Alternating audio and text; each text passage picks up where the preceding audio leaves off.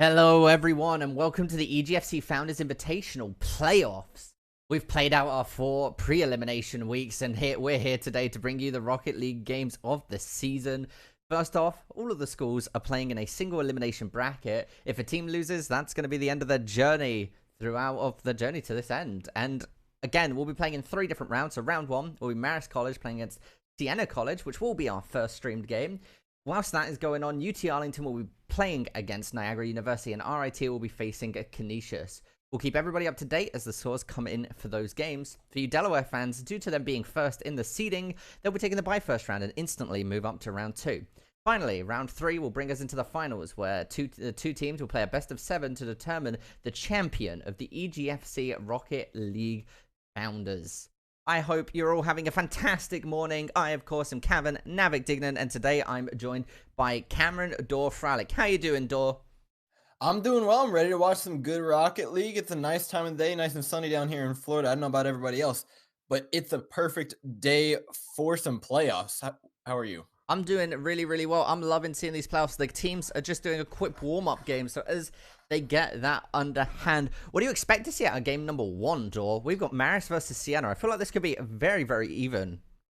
I mean, we talked about it before the match, but Marist versus Siena looks like one of the most hotly contested matches of the day. Both of these teams kind of sitting right around that midway point in the standings, and both of them are really looking to make their way forward to play up against Delaware. Delaware, of course, the first seed, like you mentioned, so they get the bye into that semifinal round. And so Marist and Siena, both of them want to be playing against them. But I think what's scary is what's coming up on the other side of the bracket. Arlington versus Niagara and RIT versus Canisius. There's some big name teams over there, and there's going to be a lot of matches going down. I'm pretty sure that second semifinal match that we'll be streaming is going to be one of the best ones of the day. Yeah, I think it will definitely be coming up, right? Round 2 will be an absolutely phenomenal game coming out. And then I'm curious to see who ends up making it to the finals, because there's some power matchups. I don't think anybody's in a bracket where they're just dead in the water. No, I mean, whoever comes out of this Marist versus Siena game is going to have a lot of momentum, and Delaware going in, probably not necessarily as warmed up as they'd like to be considering the bye, is going to be a pretty big threat to whoever comes up from this match as well. On the other side of the bracket, UT Arlington and RIT, 2 very, very heavy hitters coming into this. So very excited to see and hear how those games turn out. Yeah, no, absolutely. I think it will be interesting to see throughout the day how these come in. The teams are just about to finish up their warm-up game, ladies and gentlemen, so I hope you're all excited to get into the first game of the day, which once again will be Marist College playing against Siena College. Are you ready for this, Dor? Now, as we get loaded up, this is probably one of the closest games, the hardest to call. But if you see it going in any direction, who do you have to give the win to here? I honestly, I don't know. Maybe Marist. I think Marist might have the slight edge. They do have one overall round 1 over Siena, right, throughout the weeks. So they've got the same series wins and losses, but Marist managed to pull just that slight edge and made them slightly higher on the seeding overall. Marist coming in on our 4th seed and Siena coming in on our 5th seed. So coming in to this next game as the teams now just ready up and get set up. Yeah, I definitely have to give it to Marist. What about yourself? I mean, these 2 teams, I believe, did play last week, and it ended up going the way of Marist 3-0, but in 3 very close games nonetheless. Oh no, was this the one that was postponed? It might have been the one that postponed because there was a slight scheduling issue. So I don't actually think we got to see that game being played.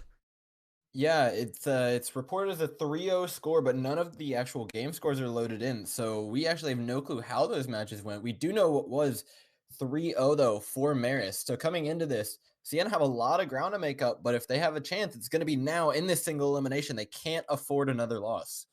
Yeah, and we have just loaded in to the lobby, ladies and gentlemen, and our teams are starting to load into the game. We have Marist College in the blue and Siena in the orange. I hope you're ready for some Rocket League. Dor, feel free to kick us off. All right, heading into this kickoff, we're going to see 3 members go for it, but oh my god, it's sent straight forward for Siena. Sending the ball straight into the Marist half. Now Z-Ball trying to dribble it back, get that counterattack going, but the defense from Siena going to be a little bit too strong. Starting to play that possession game now. The demo comes out, though. It's going to buy a lot of time here. For Marist, chips the ball over towards the corner, but Tournament God is there for the save. Z-Ball is up. He might get the touch here. It's off the backboard. Looks for the second. Off the backboard again. It's in the air. Cypher goes for it, but he's going to miss wide as Turnip God there for the clear. A quick start off to this game, but Siena aren't done yet as the ball is heading straight for the goal now, played directly out. Yeah, and I think at the moment there's some pressure being put onto Siena by Marist College, or by Marist, but there's going to be a good clear coming out. An attempted interception there coming out from Siena's players here. Zeeble on the ball, chips it over, is going to find the goal. Cheeky little flip there, not the smoothest, but it got enough height. It was just a little lob right over the goalkeeper. Turnip God, I don't think, wanted to attack that so quickly. Played his hand a little bit too soon and got punished for it.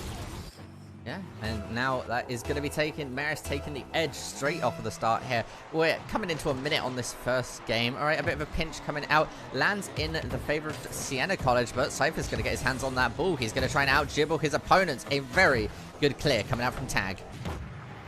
Now still in the Siena half. They get knocked out by Tones. Goes for the double touch off the back wall. Not going to be finding, though, the cross still there coming in from Z-Ball, and he tips it in to himself, putting the ball in the back of the net and turning this into a little bit more of a one-sided affair. Siena need to find their way back into this game right now. Yeah, this was kind of a two-pronged attack coming out from Marist, right? Because they kind of intercepted it over to the left, tried to get the angle in, didn't quite find it, but like you said, Zeeble was right on top of it, got the touch and found the goal. Now coming in to kick in is off, ladies and gentlemen, once again. Tones is looking to play it off of the corner, plays it really slow there and actually manages to outpace Ive McFallen. Tones getting a touch. Turnip looking to rotate defensively here. Ive McFallen, oh no, whiffing on the ball there. Goes for the handbrake. He might have an opportunity. Cypher's going to be able to challenge him, but the bit of a pinch goes way back in to Maris's side. Very, very good clear coming out. Oh, it's dangerous. The demo comes out. Nye McFallen barely there for the clear. Now past both the players, though. It's a race for the ball here as THE20. Pardon me. Moves forward, trying to hit this ball out. But Cypher will be there for the clear. I've been falling, tipping back over towards the Marist side, but these bumps out of Tone have just been so good. Yeah, and I really like what we're seeing out of Marist. They're kind of just going for these long plays where they only rotate one person offensively. That was a good passing play. Turnip got there. Good read coming out, challenging him. I like that. I mean, and that's the thing, right? Marist College is putting on so much pressure. They're going to go for the double tap here. But, okay, the double commit manages to benefit Siena. But we're going to see Tones in the air, putting it in. And that double commit in the end doesn't pay off. You see two members cross the goal. And now wide open, Tone knocks it straight in.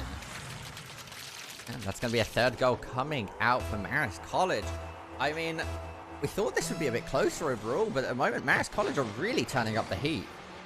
I mean, the way it started out, Siena looked super confident. They were hitting the ball. They weren't whiffing their clears. They weren't overcommitting. They were playing fairly well for the first 45 seconds or so of the game. But the second the goal started going in the direction of Marist, they just don't stop as another one goes in, making it 4-0 here for the blue side. Yeah, look at the communication coming out here. Tone doesn't even consider going for a goal. He 100% intended to pass that to Zeebles.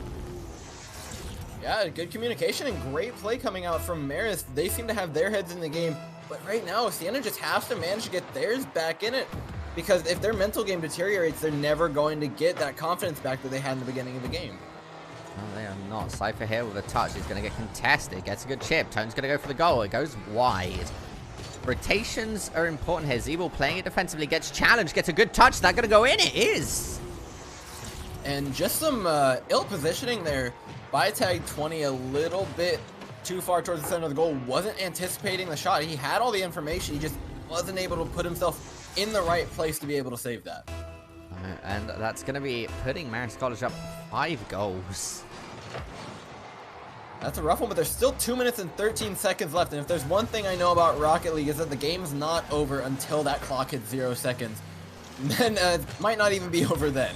So Tone's now knocking the ball over from Marist. There's pressure is still on Siena right now. They have to get some sort of attack going here. The ball just won't leave their half. Z-ball up. He's going to try and tip it in towards the center for his teammate here. Not quite able to get the touch on the ball that he wants. Going to leave it over to Siena now as they go and retrieve boost. Tones keeping on the pressure, winning every 50-50. He has the cross in. The shot. It's a great play by Tones, enabling Z-ball to bash that ball into the net. Yeah, no, and you said it yourself, right? Tones is a man right now making great use of the 50-50s he's been getting. And it's just really paying out for them. Good passes to Z-Ball as well. That's the second time we've seen them just set it up, cross the box, and then straight in.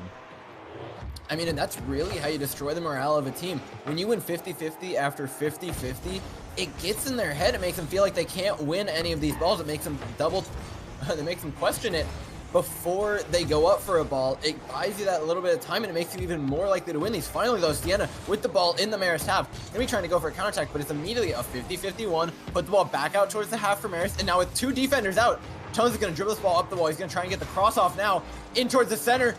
Goes for it, but Z-Ball not quite able to reach it before Tag 20 knocks it out. Cypher there for the rebound, but a nice block from Turnip God. We're putting the ball back out into the half. Now 1 man up, so 1v1 on the Marist half, but Z-Ball is there for the save.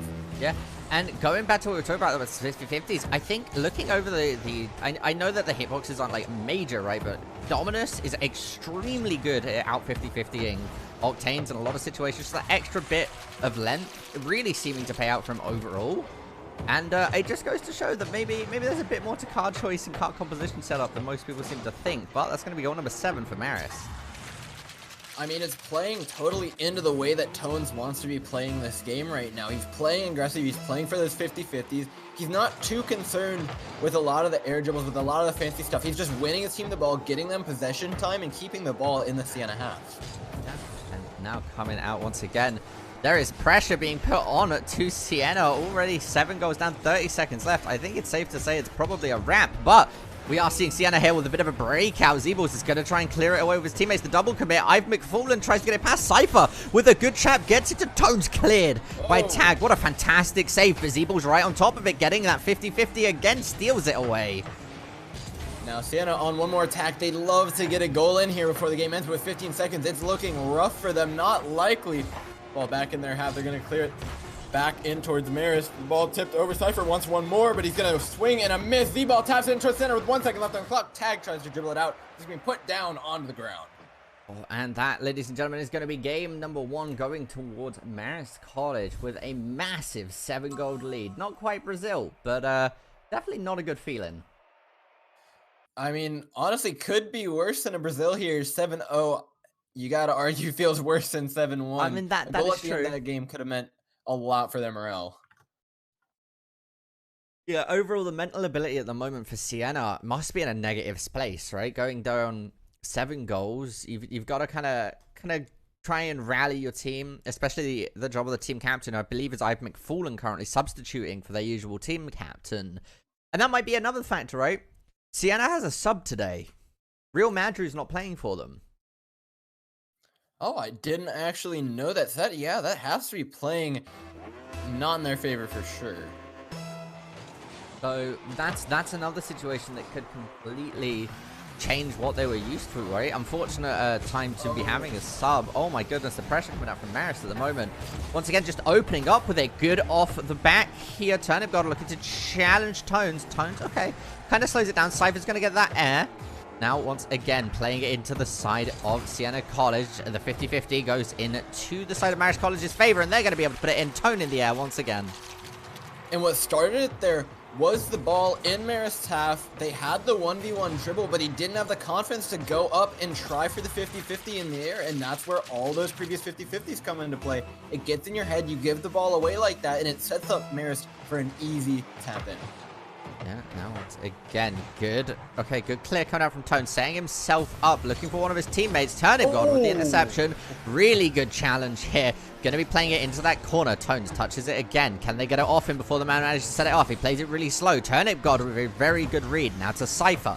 Cypher pinches it against the wall. Challenges opposition. Gets a bump. Z-Ball's looking for it. Expected Tag to hit it there, but it went over. Tones in the air. Turnip God with a clear Z-Ball in that defensive position is going to be able to save it. We've only really seen Marist on the attack so far, but what we can't ignore is that when they are put on defense, their rotations are just so clean, and they're buying themselves so much time on this ball that allows every one of their teammates to get back and get an attempt on the ball, so no shots are free here for Siena. Now back on the attack, though. Z-Ball looks for it, looks for 50-50, swing and a miss, though. Tones, though, is there to back him up. Now playing the ball out wide. Z-Ball is going to opt to take it in towards the corner, which means the cross is coming in here from Marist. Taps it wide, in towards the goal, but Tag is there for the clear. Now back in the hands, though, of Tones. Will get the free touch in towards center. Has to get it in towards his teammate, though, before somebody can reach it. And Cypher manages to win that 50-50. Now has a chance at the corner. Yeah, now once again, goes into the corner, plays into that bounce, re-centers it. Do we actually... Oh, Zeeble actually was coming out from the opposite side of the field, looking to try and get a very fast ball. It's a good attempt, but it's not going to go in. Barely off the poster, and that doesn't feel good. 1-0 is not quite the lead that Marist were wanting, especially with the momentum that they had coming out of last game. Siena has been playing fairly decent on defense, but it feels like Marist has honestly just stepped it down more than anything. Yeah, so the interesting thing to think about this time, though, is that goals aren't super duper important, right? Seeding's done. All it comes to now is winning the series and eliminating your opposition. It's going to be 2 goals coming out from Marist. And at the moment, Marist has managed to do that. We haven't seen a single goal from Siena yet. No, we're yet to, and we need to be shown that offensive capability because Marist has shown they're more than adequate enough to keep Siena out of their half and out of their net, even when they do manage to get there. So right now, it's all up to Siena to turn it up because they've proven that they can defend for a fairly long time. It's 2 minutes and 45 seconds into this game. And they've been holding on fairly well. Tones, though, oh my god, a close near double touch off the back wall, and he's going to get a 3rd attempt to this one. Goes in for the cross. Z-ball there for the finish. He's going to put it right on in, making it 3-0 and accelerating the rate at which these goals are coming in. Yeah, Zeeble and Tones here, just back to back, right? They are like a dynamic duo currently. They've managed to set each other up and play so much, and Cypher has just been this defensive powerhouse. I mean, when you have Tones on offense and he's winning all these 50-50s, it's going to give you so much time to play that defense, and you can play pretty much as aggressively as you want when you have someone as reliable in the 50-50s, and right there. Another one thrown right into the corner here for Marist. Now Tones there for the clear. They should have another attempt at this touch. Yes, and it's going to be Z-Balls winning that one. Tones taps it back in towards the center, and this could be it. Another goal in the net for Marist. I mean, that was... Let's just look back over this, right? Tones gets the redirect just like that. He was set up in position. He knew exactly where Z-Balls was going to hit it towards. Managed to get the redirect, and then Z-Balls went to go put it in. I mean, it's so nonchalant coming out from this Marist team. They look so comfortable on the server. And now, coming into it, Siena need to find that own level of comfortability so that they can start putting goals in the back of the net, but they're just not getting the touches they need. Tag hits it into his own teammate, plays it into the corner of Marist, and now Marist have all the time they could want in Tones with the fake out and the air dribble. Pardon me, the flick. Now coming in. It's all up to Siena, but they just don't win these 50-50s. They're not seeing the players coming. They don't have the confidence to jump for these balls. You just see them hesitate every time the ball's in the air. Yeah, and I think that comes down to them not being able to get any control over these matches. There's been no position. Marist is just going to put it in again. This team is on fire. Now we're seeing them accelerate yet again. It was towards the second half of the last game they started doing it, and here, now we're at 5-0. They put 2 more in the net, and we're right back into a game 1 situation. Coming out now, 5-0. The difference this time is there's a minute 35 left on the clock. I mean, once again, there's going to be goal number 6. Oh my goodness, straight off of the kickoff here. You see McFarlane go for it. Cypher challenges it in exactly the same, killing all momentum. And then Tones just steals it away and puts it straight in. I mean, just a class air dribble from Tones, taking advantage of the way the kickoff went and showing that you can't really just leave the ball hanging around because you will be punished for it. And now the ball headed straight for the Siena net yet again. It could be Z-Ball putting it in. Not quite, though. The ball now set up in the center of the field. Tag will be there for the clear. Now looking for the ball back. Marist knocks it in towards the net. They need to get the rebound, but Tag still in the net right now. Siena playing very cautiously because you can't be doing that when you're down 6-0.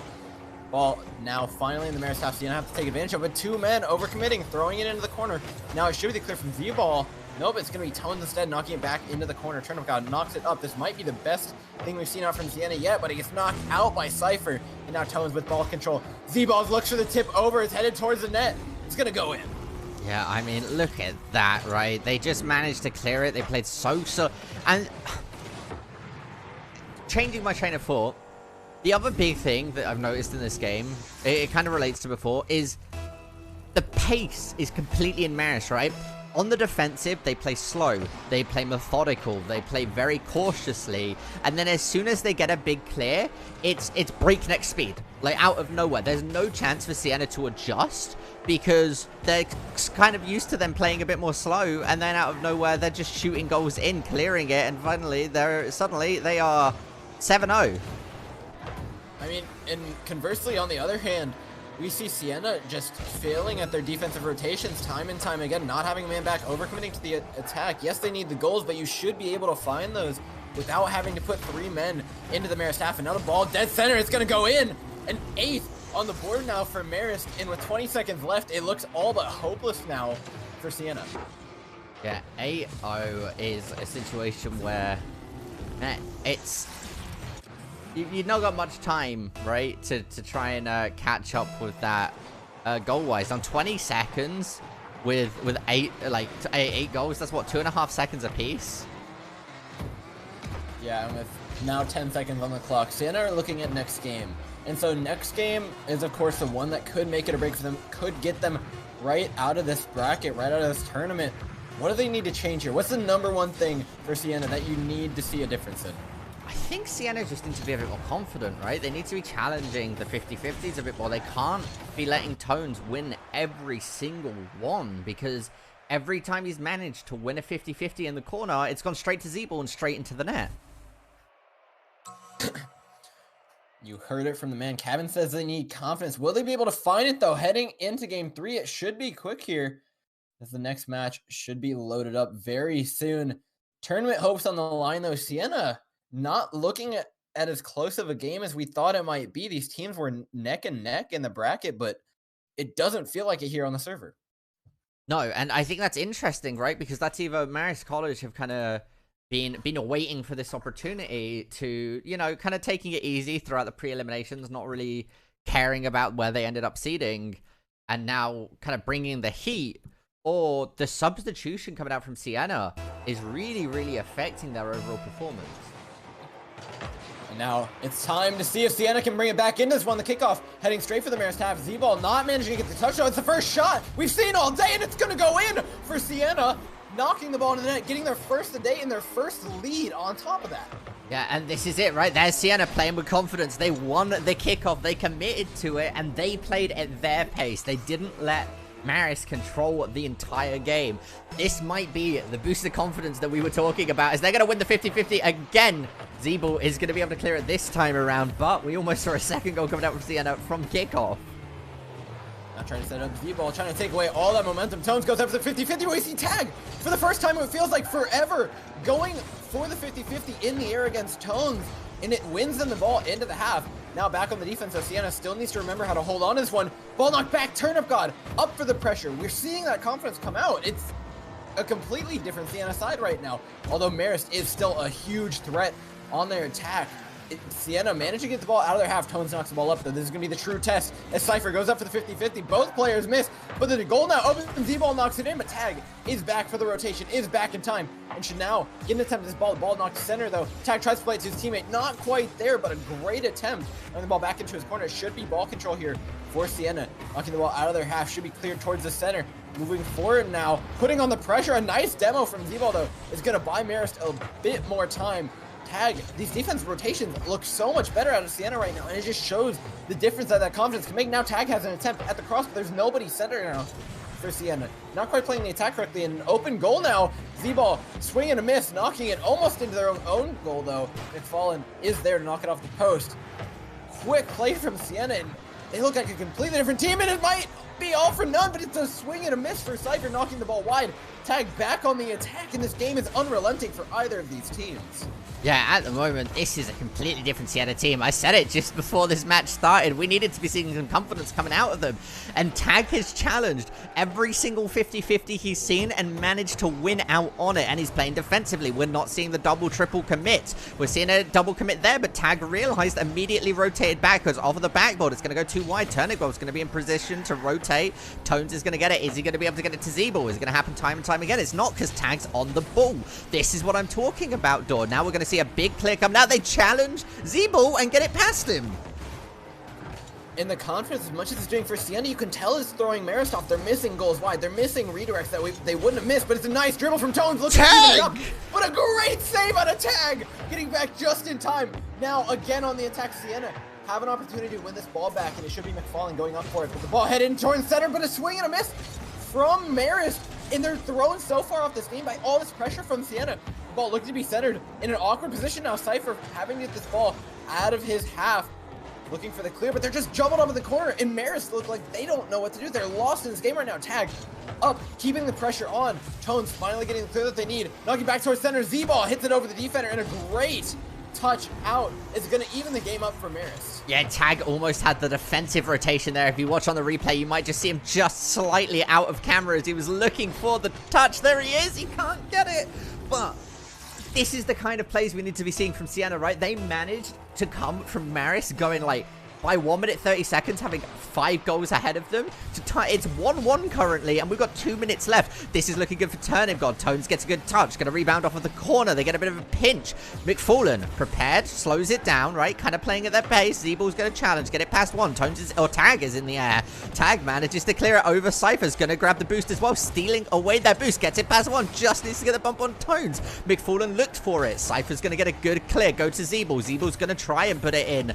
Oh no, he's going to go for the rebound over to Tones, and that's going to be the second goal for Marist. And 2 missed 50-50 attempts here by Siena is what lost him. We see Z-Ball go up for here. A miss by one player and a miss by another in the goal. And you know what? If you mess up that many times, you're bound to get punished, especially by a team like Marist. They've kind of got that confidence back. They're not going to miss a shot that easy. And they put the ball in the back of the net easily with a 2-1 scoreline. Now Siena need to find another goal.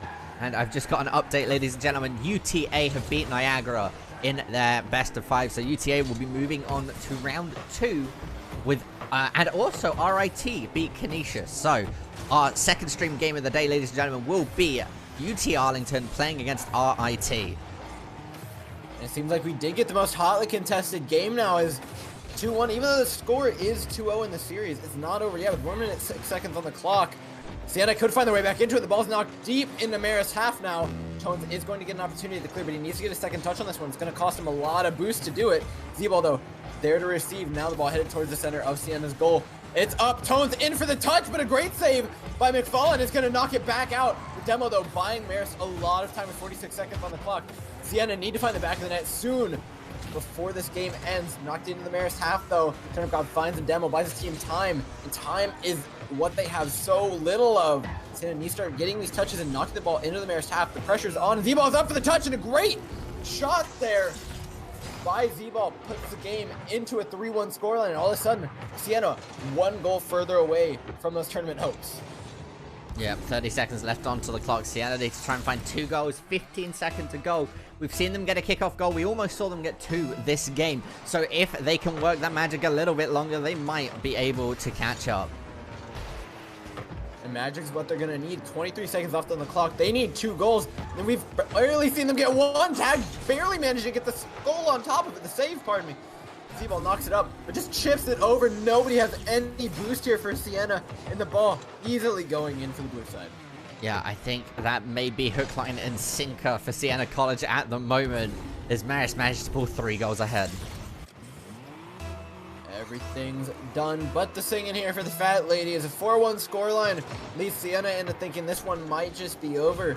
But now coming out of this, we've got a good, interesting game coming up as Tones looks for another goal. He's searching for it, but a nice little 2-man save is going to make sure the scoreline retains itself at 4-1. A great victory here for Marist. Congratulations to them. And some great Rocket League we're seeing already. But you know, I can't wait for this next game. UT Arlington versus RIT. I was predicting a 3-2 scoreline earlier. Arlington is playing with a singular sub, so they're knocked down just a little bit right now. RIT looking to take advantage of that and make a great opportunity for themselves to move on into the finals.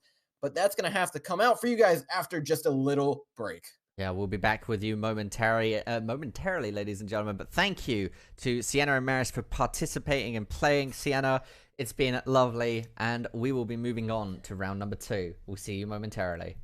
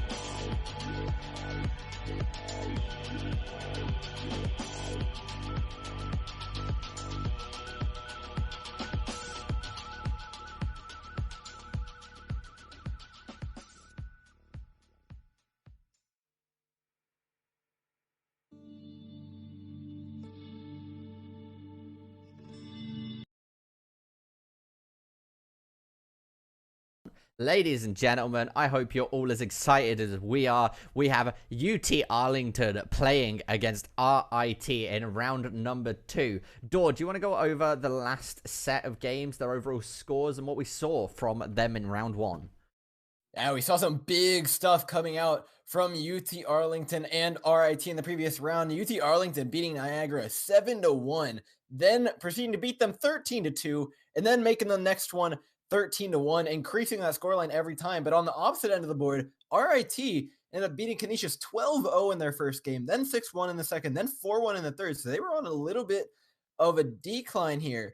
But interestingly enough, one of the reasons I think this is going to be one of the most hotly contested games of the night is because UT Arlington and RIT played themselves 2 weeks ago, and the scoreline ended up being 3-2, just barely in favor of Arlington.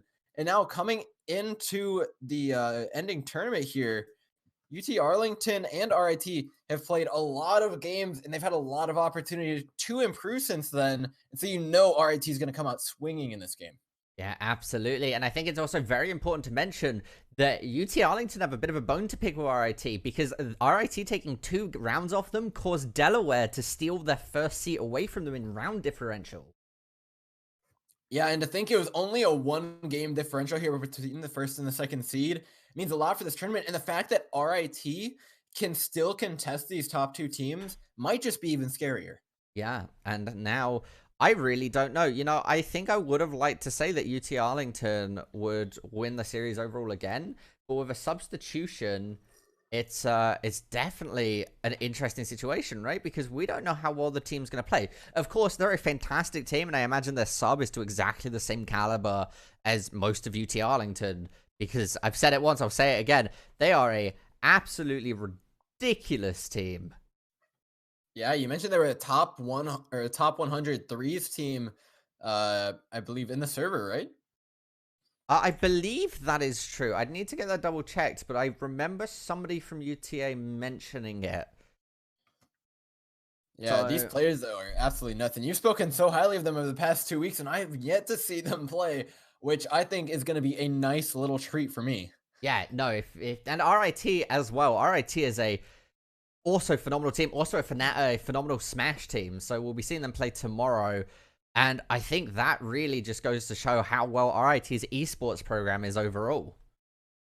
Yeah, I mean, we see a lot of colleges popping up and having these fantastic esports programs, getting them computer labs designated for them, getting their players good gear so that they have somewhere to go and have somewhere to play, especially away from home. A lot of these players don't bring their computers to school with them. And so having a nice esports program can mean a lot, and especially just for students keeping their mind clear.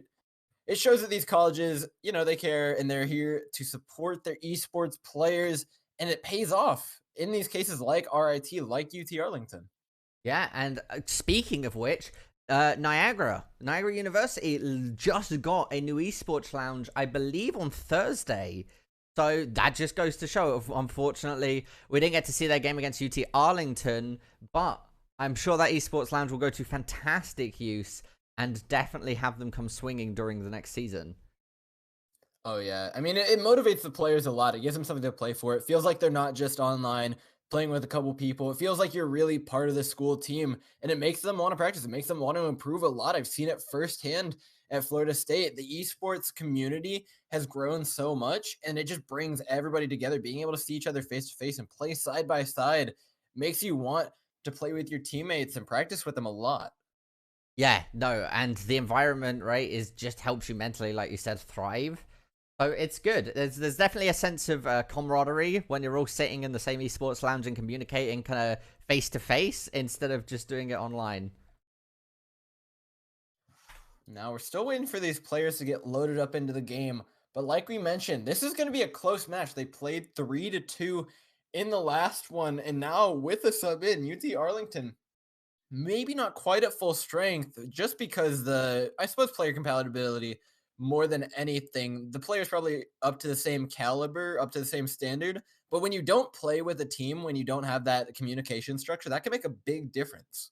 Yeah, no, absolutely. And I think that does come down to it, right? communication is one of the most important things in Rocket League. I'd say more so than any other esports. Obviously, they're still incredibly important no matter where you go. But Rocket League, it is such a more focused, and you can't really have somebody solo carry if the opposition has a fantastic defense. You need to get those passing plays. You need to get them off the backboard. You need to try to outwit and outposition them. And you can't do that by yourself.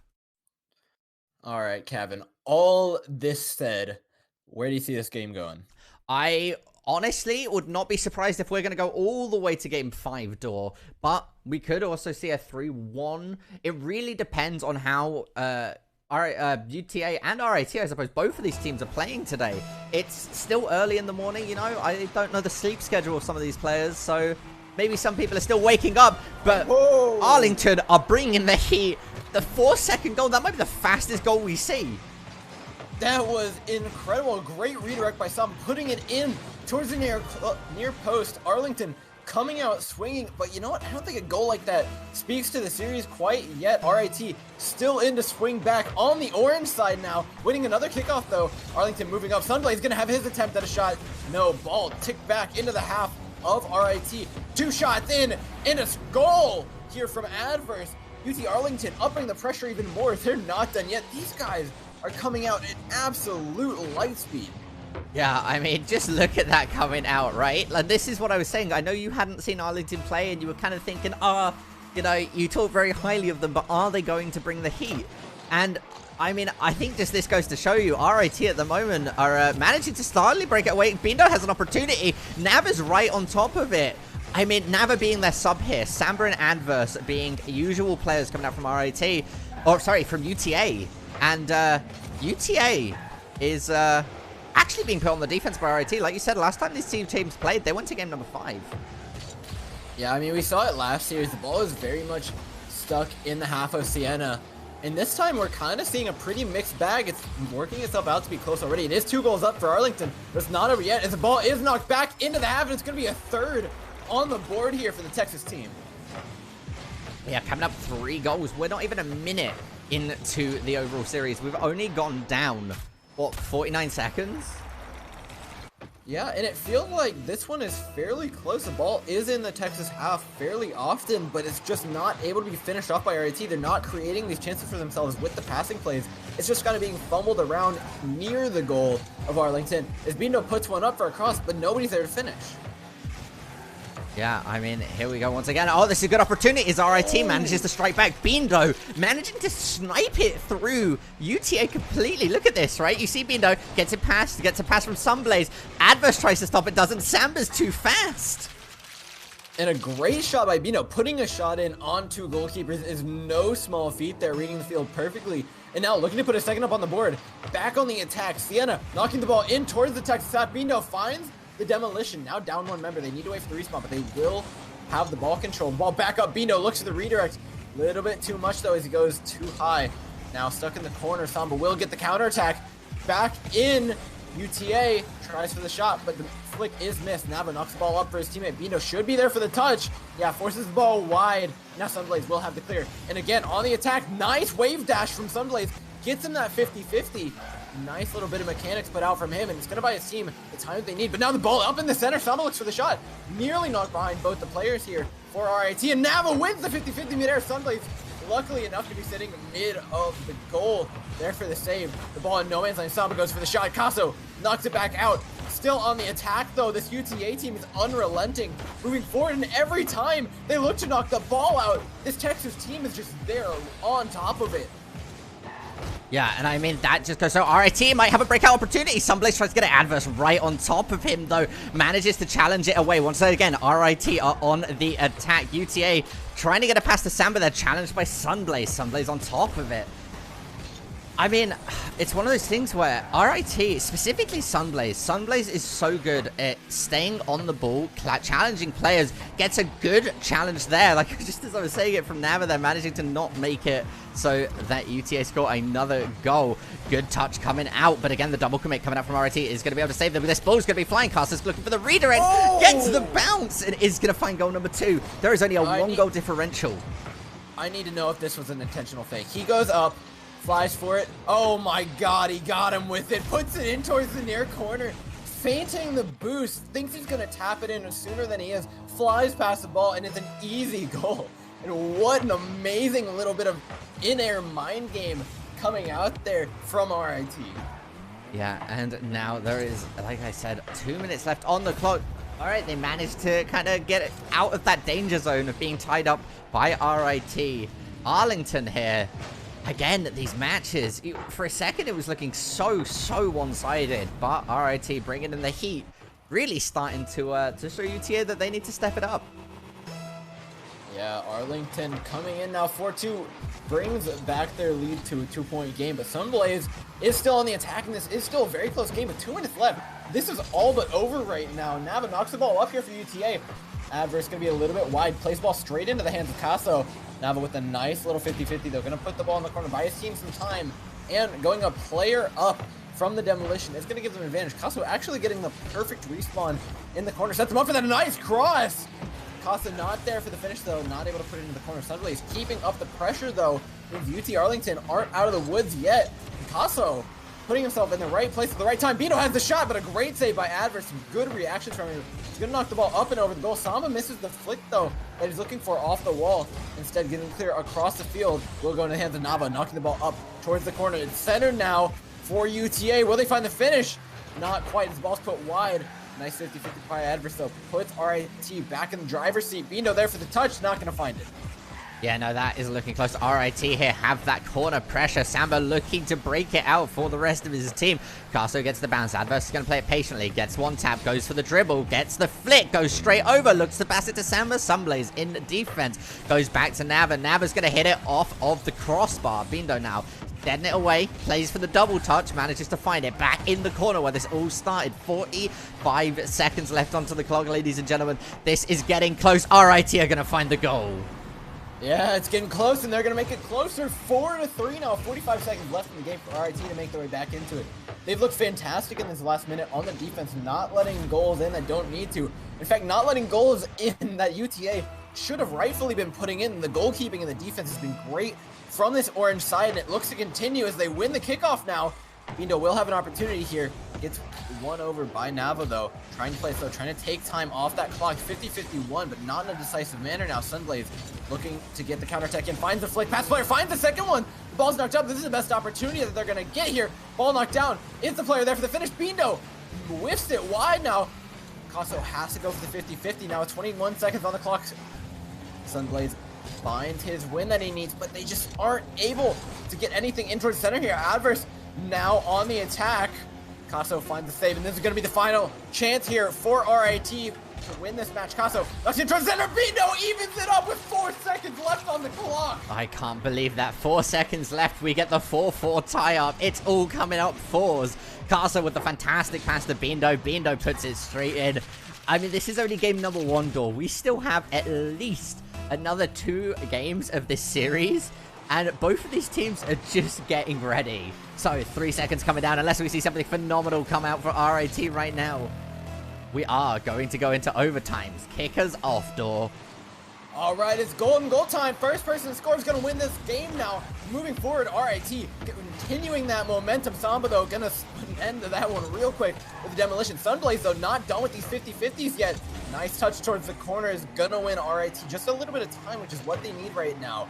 They got plenty of it. This clock is not going to stop ticking. 20 seconds in. Bindo has a lot of pressure on his back right now to win this 50-50, and he does. Managing to keep it cool. Adverse knocking the ball back in towards the RIT half. Casso for the clear. This ball's stuck in midfield right now, but it's dangerous. Adverse has the touch. Nava, oh my god, but the save from Sunblaze is huge, keeping the ball out of the net in a 2v1 scenario. Now they have the counterattack. Bindo's up. Sunblaze looks to the cross. Gonna whiff it, though. Bindo now with the second opportunity here for RIT. Wins his 50-50, but it's just a little bit too high over the goal. Sunblaze knocks it back in towards center, but Nava finally buying his team a little bit of a reprieve here. Yeah, now coming out, RIT have ball possession. They're going to look for the pass. Bino looking to set it up. Okay, plays it slow, though. The rest of his team rotating. Nava actually playing that physical game, getting aggressive, trying to keep Sunblaze away from it. Good touch, and Sunblaze is going to save it. Is Sam going to be able to put it in? Sunblaze is on it again. Once again, Adverse looking for the double touch, and he finally goes in. And Sunblaze threw everything he had into that play, but it just wasn't enough. Adverse goes up, finds a double touch off the back of the ball. And congratulations to Arlington, but that's just the first game in our best of 5. This one looks up to be a fantastic series. Yeah, no, Arlington there managing to take game 1. RIT just couldn't find the defense from the triple barrage of shots, right? Sunblaze managing to save 2. Adverse there to put it in. It's one of those things where, again, if you just can't break out of a situation like that and you just keep letting your opposition rotate and rotate, you can only save it so many times before you're just out of boost or resources and can't save it. Can we appreciate that Sunblaze has 7 saves on the board? That is obscene. Like, the fact that many shots got rattled off is one thing, but the fact that he was so consistent and always back for his team, we saw it there. I have no clue how he got to that second ball, and it's a shame that his teammates weren't able to be there in time. But Sunblaze looks absolutely incredible right now for RIT. Yeah, and on the side there, Nava, the substitution coming out from UTA, is also playing incredibly well. Coming up into the kickoff, ladies and gentlemen, we're going to see UTA taking the first touch. It bounces in a really funky way, though, and actually ends up in RIT's favor. Nava getting the double touch onto the ceiling. They're stolen away. The rebounds, we're going to see Sunblaze attempt to commit for it. Adverse has the ball, challenged by Sunblaze. Sunblaze is going to get the touch. Goes over. What a pass! A little clunky. The ball almost knocked out of the net by Sunblaze, but a great redirect here over on the side. I think it was Bindo who managed to do it. Yeah, great touch by him. Sunblaze lucky enough that his car was barely out of the way, and he manages to take the goal away, but I've got to hand that one over to Bindo. That flick, that upside down touch was incredible. Yeah, the redirect there working out really, really well. As, oh, okay, for a second there, I didn't think Sunblaze saw the opportunity they had, but now coming down. Adverse has the ball, gets it past Sunblaze, gets it to Nava. Nava shoots it up, looking off the backboard. Casso's in position. Casso gets one touch, looks for the double, gets it, clears it away now. We see Arlington trying to not let it get anywhere near the front of their goal, which it does manage to succeed. We see an attempt to waterfall it down. Doesn't quite happen. Adverse with a touch. Whiffs the touch. It's going to be wide open, though. Sunblaze is going to be able to contest it. The pinch shooting it out of the goal. Now Bindo with some absolutely phenomenal momentum gets it stolen away. Intercepted by Samba. Bindo. Oh my god. Adverse flying out of nowhere. Oh my god. This Sunblaze, this guardian angel here right now for RIT, holding on to everything that he can, and it's enabling them to go up 1-0 right now in this game. And last game, excluding those 2 quick first goals, UT Arlington, had they not got those, it could have been a completely different game. And that feels like the one that we're watching right now. RIT cranking up the pressure, but it's Adverse in with the shot. It's off the crossbar. Samba is not able to put it in, though. Now Sunblaze has his opportunity, goes to the flick, doesn't quite find it, but it speeds the ball up enough to get it past both the defenders, and he shows that he can play offense too. Yeah, and I think that just goes to show, right? Sunblaze at the moment is, I would call him a defensive powerhouse, but he's finding breakaways, he's finding runaways, and just completely committing to them. I love this little bit of cheekiness in chat coming out from Sunblaze, playing around a little bit with the UT Arlington team. These teams both having a great time in the server, but right now it's UT Arlington on the back foot for the first time in what feels like forever. Casso tasked with the save, gonna knock it out easily, add to his scoreline just a little bit. Bino tries to knock it in towards the center, but he's intercepted by Nava here, trying to control the ball for his team. At Sunblaze knocks it back in, Samba barely there for the save, but it's gonna count regardless. Casso back in for the retouch. The pressure is on here for Arlington. 1 man left in the goal. Bino not able to find the redirect. Now Sunblaze has the ball back, and he's been dangerous. Bino not gonna go for the shot. Tapped back in towards the center, and these repeated shots here from RIT are going to crack Arlington eventually. Question is, will they be able to hold on in time? But the ball's knocked back into the RIT half. There's nobody to hold on to it. Yeah, a bit of an unfortunate touch coming out there for RIT, but UTA are feeling great about that, managing to put it in there. We are just entering half-time. It feels like this game has been going on forever. It's been so back and forth, but we're just entering half-time. I mean, it kind of shows the mental resilience of RIT needs to kind of step up a little bit here. You can play that high pace, but the second you get lost in the attack, the second that the rotations become too much for you to hold on to, you put 3 members forward on X and you get punished for it. Casa, though, is up, looks at the shot, great save by Adverse, knocks it out wide for his team, and Samba, another good touch, redirecting it in towards the RIT half. He's up for the air dribble, opts for it, doesn't quite get the flick that he wants. The ball's still in RTF, still in the danger zone right now. Adverse up for the shot. Sunblaze there for the save, and it's played slowly out here by this RIT team. Both players trying to get the flick off. Bino finally getting some control of the ball. The flick to Sunblaze, he can redirect this in towards the center, but Nava will be placed perfectly to kick this ball out of his half. Samba now for the clear.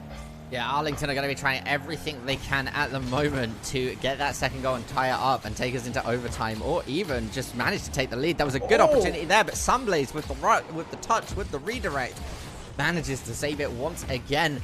I mean, he had, what, 7 saves last game, and I wouldn't be surprised. I don't even think all of his saves were registered by the system, so it just goes to show how well he is, but that's just going to go in. And Bindo missing a save that at this level of play should be relatively straightforward. It's an unfortunate one there. Brandon goes across the goal. The flip comes in, but it's just a little bit too late. Mistiming it. And it's going to cost them as now the series tied up, the game tied up 2-2. 1 minute 38 seconds left on the clock. RIT though, they got a vengeance. They flip it over Samba. Samba barely managing to flip his way around, turn his car, get the boost off, and stop that ball from going in. Now Casso getting a touch over to Bindo. Bindo centering it. Adverse managing to clear it back into the RIT corner. Sunblaze is ready. Sunblaze is... Oh no, Sunblaze doesn't manage to get the touch he was looking for. Good pass here though. The redirect, is that going to go in? No. Samba on the play. Once again, Casso steals it away, looks to intercept, goes back over. Samba saves it again. A third attempt. Samba touches it again. Samba's in the exact position. Challenge is coming out from Adverse. They're going to send it straight up. Once again, the aerial challenge coming out from Sunblaze and Samba is going to end up in the favor of UTA. Bindo against Adverse, 50-50. Adverse manages to win it. This man is just winning everything. Back off of the crossboard. Where is the third UTA player? Navik playing it defensively. Or Nava even. Nava, they're so similar. Coming out Adverse. Managing to get a touch there into the waterfall. I mean... RIT now returning this pressure, but they're seeing Nava and Adverse managing to play it off so well. Samba in that goal is the equivalent of Sunblaze after what we've just seen. I mean, he's catching up to him with 5 saves to his name right now. And what we're seeing for both of them is they're playing very proactively on the saves, which is buying them a lot of time and a lot of opportunities as well. But now tied up 2-2. It looks like we might just be going into overtime again, unless UTA has something to say about this one. RIT sending it back into their half. 1 second on the clock. The ball is not done until it touches the ground right now, though. Back up for it. They're going to knock it towards the corner, but hits the ground. And now we're in overtime. Calvin, take us away. All right, coming into the kickoff here, ladies and gentlemen. We're coming into overtime of game number 2, the second overtime of the series so far. I would not be surprised if every single game we see goes into overtime. Casso with a good touch there, going to go off the backboard. Bindo looking to redirect it, gets challenged by Samba. Good touch coming out. The momentum now is in Arlington's favor. Good bounce. Samba's looking for the shot. It's going to hit the crossboard. All they need is a touch, and they get it out. It was so close there and barely not managed to be there. And they might get punished for it now. The cross coming in from Casso unless Samba can clear. It's a great cross. The ball tapped over, but Adverse, with 2 men in the goal, manages to get the touch onto Bino. Knocks it out wide. A nice touch by him, but allows Adverse to get the cross in. Casso, a great clear now. Back on the attack is the orange side. Casso looks for the second touch off the backboard. It's clear. The goal's open. Sunblaze knocks it, but Samba with a great drop. The pressure reapplied by Bino is knocked up. Adverse there for the save. And it should be a third one coming out from Casso, and he puts it in, evening up the score 1-1. Yeah, Casso taking game number 2 for his team there, putting it into overtime. 48 seconds, ladies and gentlemen. I mean, and this just goes to show the caliber of both of these teams, right? I'm gonna be honest. I don't think many people could save what RIT managed to save when it was on the line. That was like 49% out of the 50% it needed to go in. Oh my goodness, this is lining up to be a series and a half right now. Arlington versus RIT. This is Rocket League. This is what we came out to see. And it's been coming off. It's been paying off. These guys both look absolutely incredible. And you have to hand it to Sunblaze and Samba, respectively. Both of them playing such great defense. The saves coming out for Samba that time, but Sunblaze managed to keep the ball out of their half. He's winning 50-50 after 50-50 in the air. And I saw a lot of intelligent plays when he was deciding to put on that gas pedal and apply the pressure early before the save would really be counted and just win the ball on the defense before UTA could do anything about it. And we saw the same thing out of Samba, but a lot of his saves were forced to be played in the goal because his teammates weren't quite winning those 50-50s. So he's playing on the line and just in such high pressure. And now as we move into the next game, it's kind of a question of who can stand that pressure longer. Yeah, and I think that is definitely it, right? It's a battle of attrition. It's a battle of just resource management, of forcing out mistakes. And so far, both of them have managed to take a round. I told you when we were starting this off, I think this series goes to game 5 no matter what, and it's looking like it might. It's highly likely right now, but if one of these teams cracks, if one of these teams break, it could be the difference maker in the series. Oh, Bindo is having some difficulties. It looks like we may just opt to hold on here, just play a little bit of respect game, if not reset the match. Yeah, ladies and gentlemen, wait for an update on the team. Looks like, oh yeah, we'll wait for an update for that. So, ladies and gentlemen, we'll be cutting to a very short break, and we will be back with you momentarily. I don't...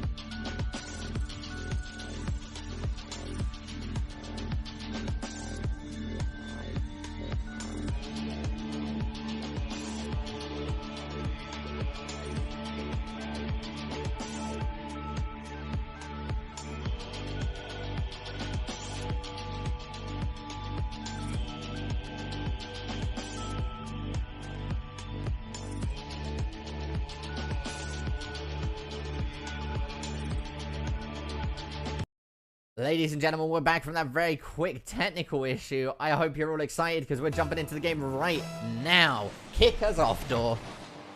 All right, heading into it. RIT with the immediate pressure again, winning a kickoff here.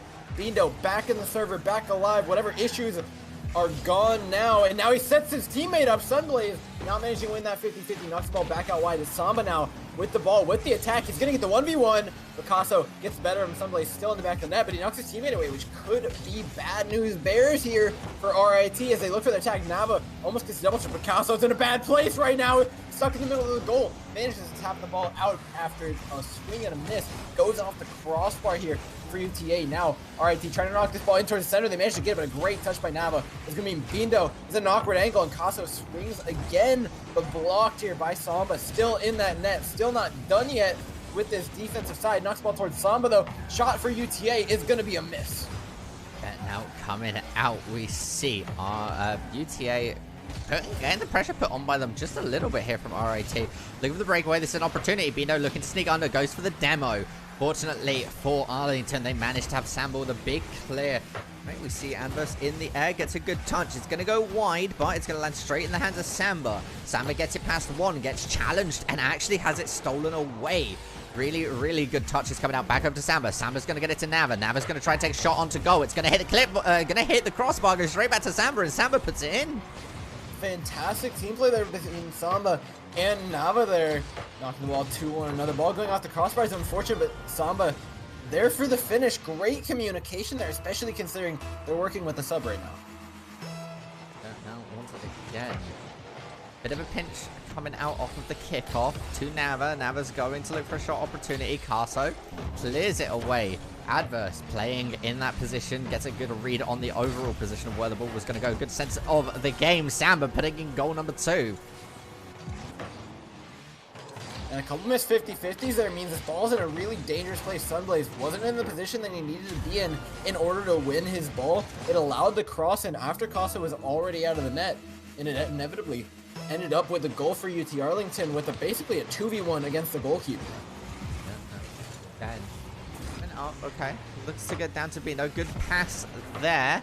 Adverse going to be in the air. Good touch to Nava. Casso looking to get it away from Arlington, but Samba, again, this just goes to show the level of understanding that they have, right? They're playing it, they're setting themselves up before the ball's even getting touched by like the most logical decision, and it's working out for them. Really good contest there coming out from, I believe that was Samba. But oh no, Arlington have left their goal open. Nava tried to get the demolition, but he couldn't find it. And Bindo is going to be able to put 1 goal in for RIT. And we see 3 players for there. UT Arlington getting lost in their own sauce now.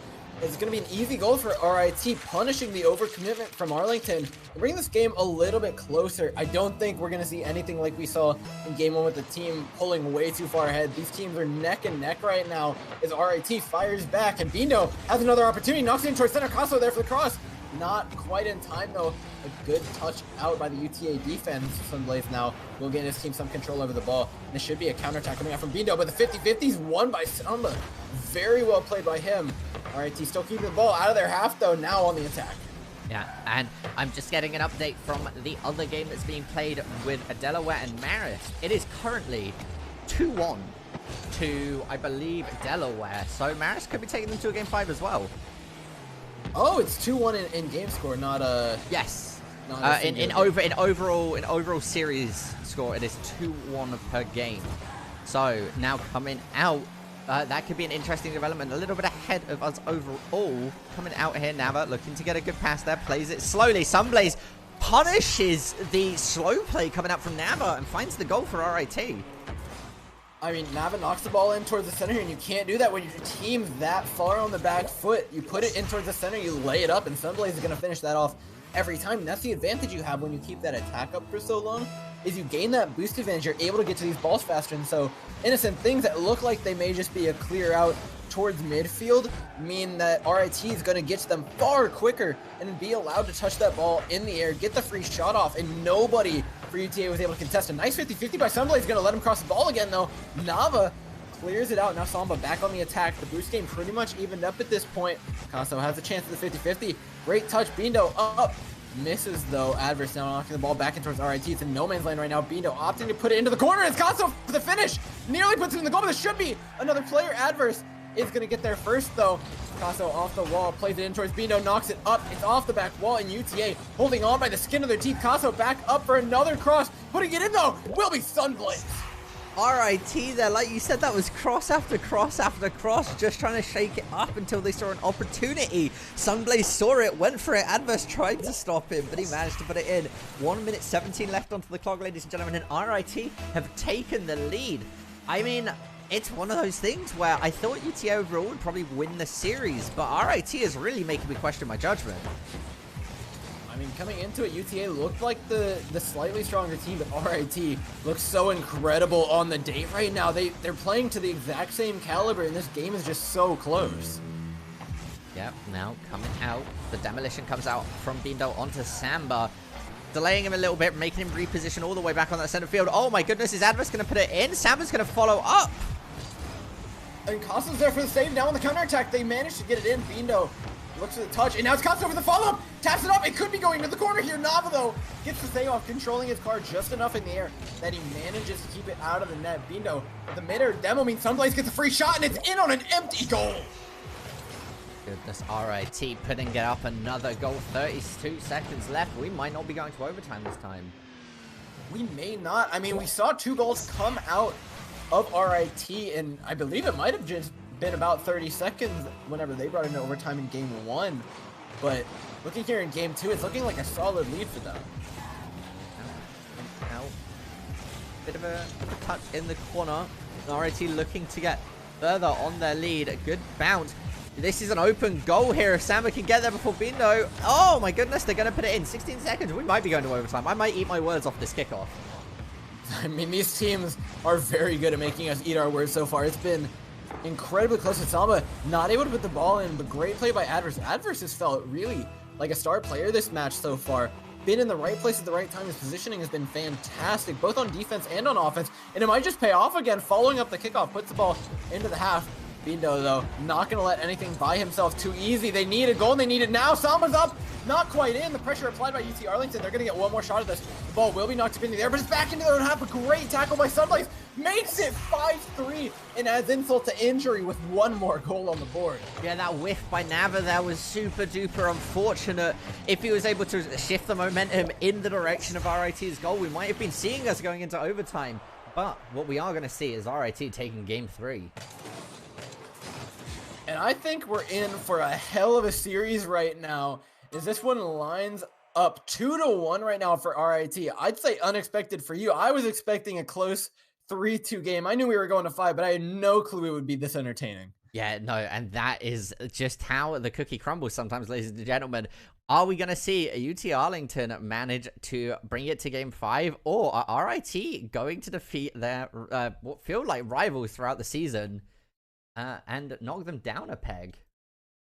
I mean, if RIT manages to win this game, RIT sitting beneath UT Arlington in the standings, that really raises the question right now of what happens if they end up playing the winner of Delaware and Marist. Marist. Yeah, you're correct. And it looks like haven't got a update just yet. The situation of Delaware versus Marist is still the overall game score being 2-1 to Delaware. They're stuck in their fourth game right now as we just get into ours. Bindo now up for the cross. We're going to put the ball in. Oh, it goes dangerously across the net. Somebody's looking to touch it in. Not quite going to be able to find it, though. Now moving forward, Casso keeping the pressure up here in game 4. Moving on, score 0-0 right now. Still 4 minutes and 30 seconds on the clock. It's just starting, but barely getting the save. Will be Samba. Oh, a great bit of pressure by Sunlight is going to allow his team to control the ball back into the corner. Now this is dangerous cross, but Adverse playing it so smartly, driving back towards the goal. And it's going to win his team a goal now, getting a great counterattack off. Yeah, I mean, and that's that, right? Arlington here, UTA, managing to take a bit of an early lead. Not quite the 4-second goal we saw coming in at the first game of the series, but still getting a goal lead is where they want to be. They want to be in that advantage state. They want to be able to put that pressure on. Sunblaze looking to very quickly equalize it here. Carso playing it in the corner against Adverse. Adverse wins the 50-50. Oh no, that was Bindo on top of it. I saw the underscores and just for some reason presumed it was Sunblaze. Oh my god, this series of incredible shots coming out from RIT. None of them managing to make their way into the goal, though. As Sunblaze keeps the pressure up. The ball stuck in midfield right now, and UTA need to find a break. But there's 3 members forward for RIT as the ball heads towards their net, and it goes in. Adverse scores another one from the half. Yeah, that's going to be another goal coming out for Arlington here. This is exactly the situation that they have set themselves up for. Now being in a rather massive lead, considering how low scoring these games have been overall, that they might just be able to play it out and continue slow pushing the pressure. Adverse looking to put a third on the board, looking to make it a hat trick, but instead it's going to be Samba as the ball heads off the backboard and the ball missed by Bindo will be immediately punished here. And we have got confirmation that Delaware has won their series overall.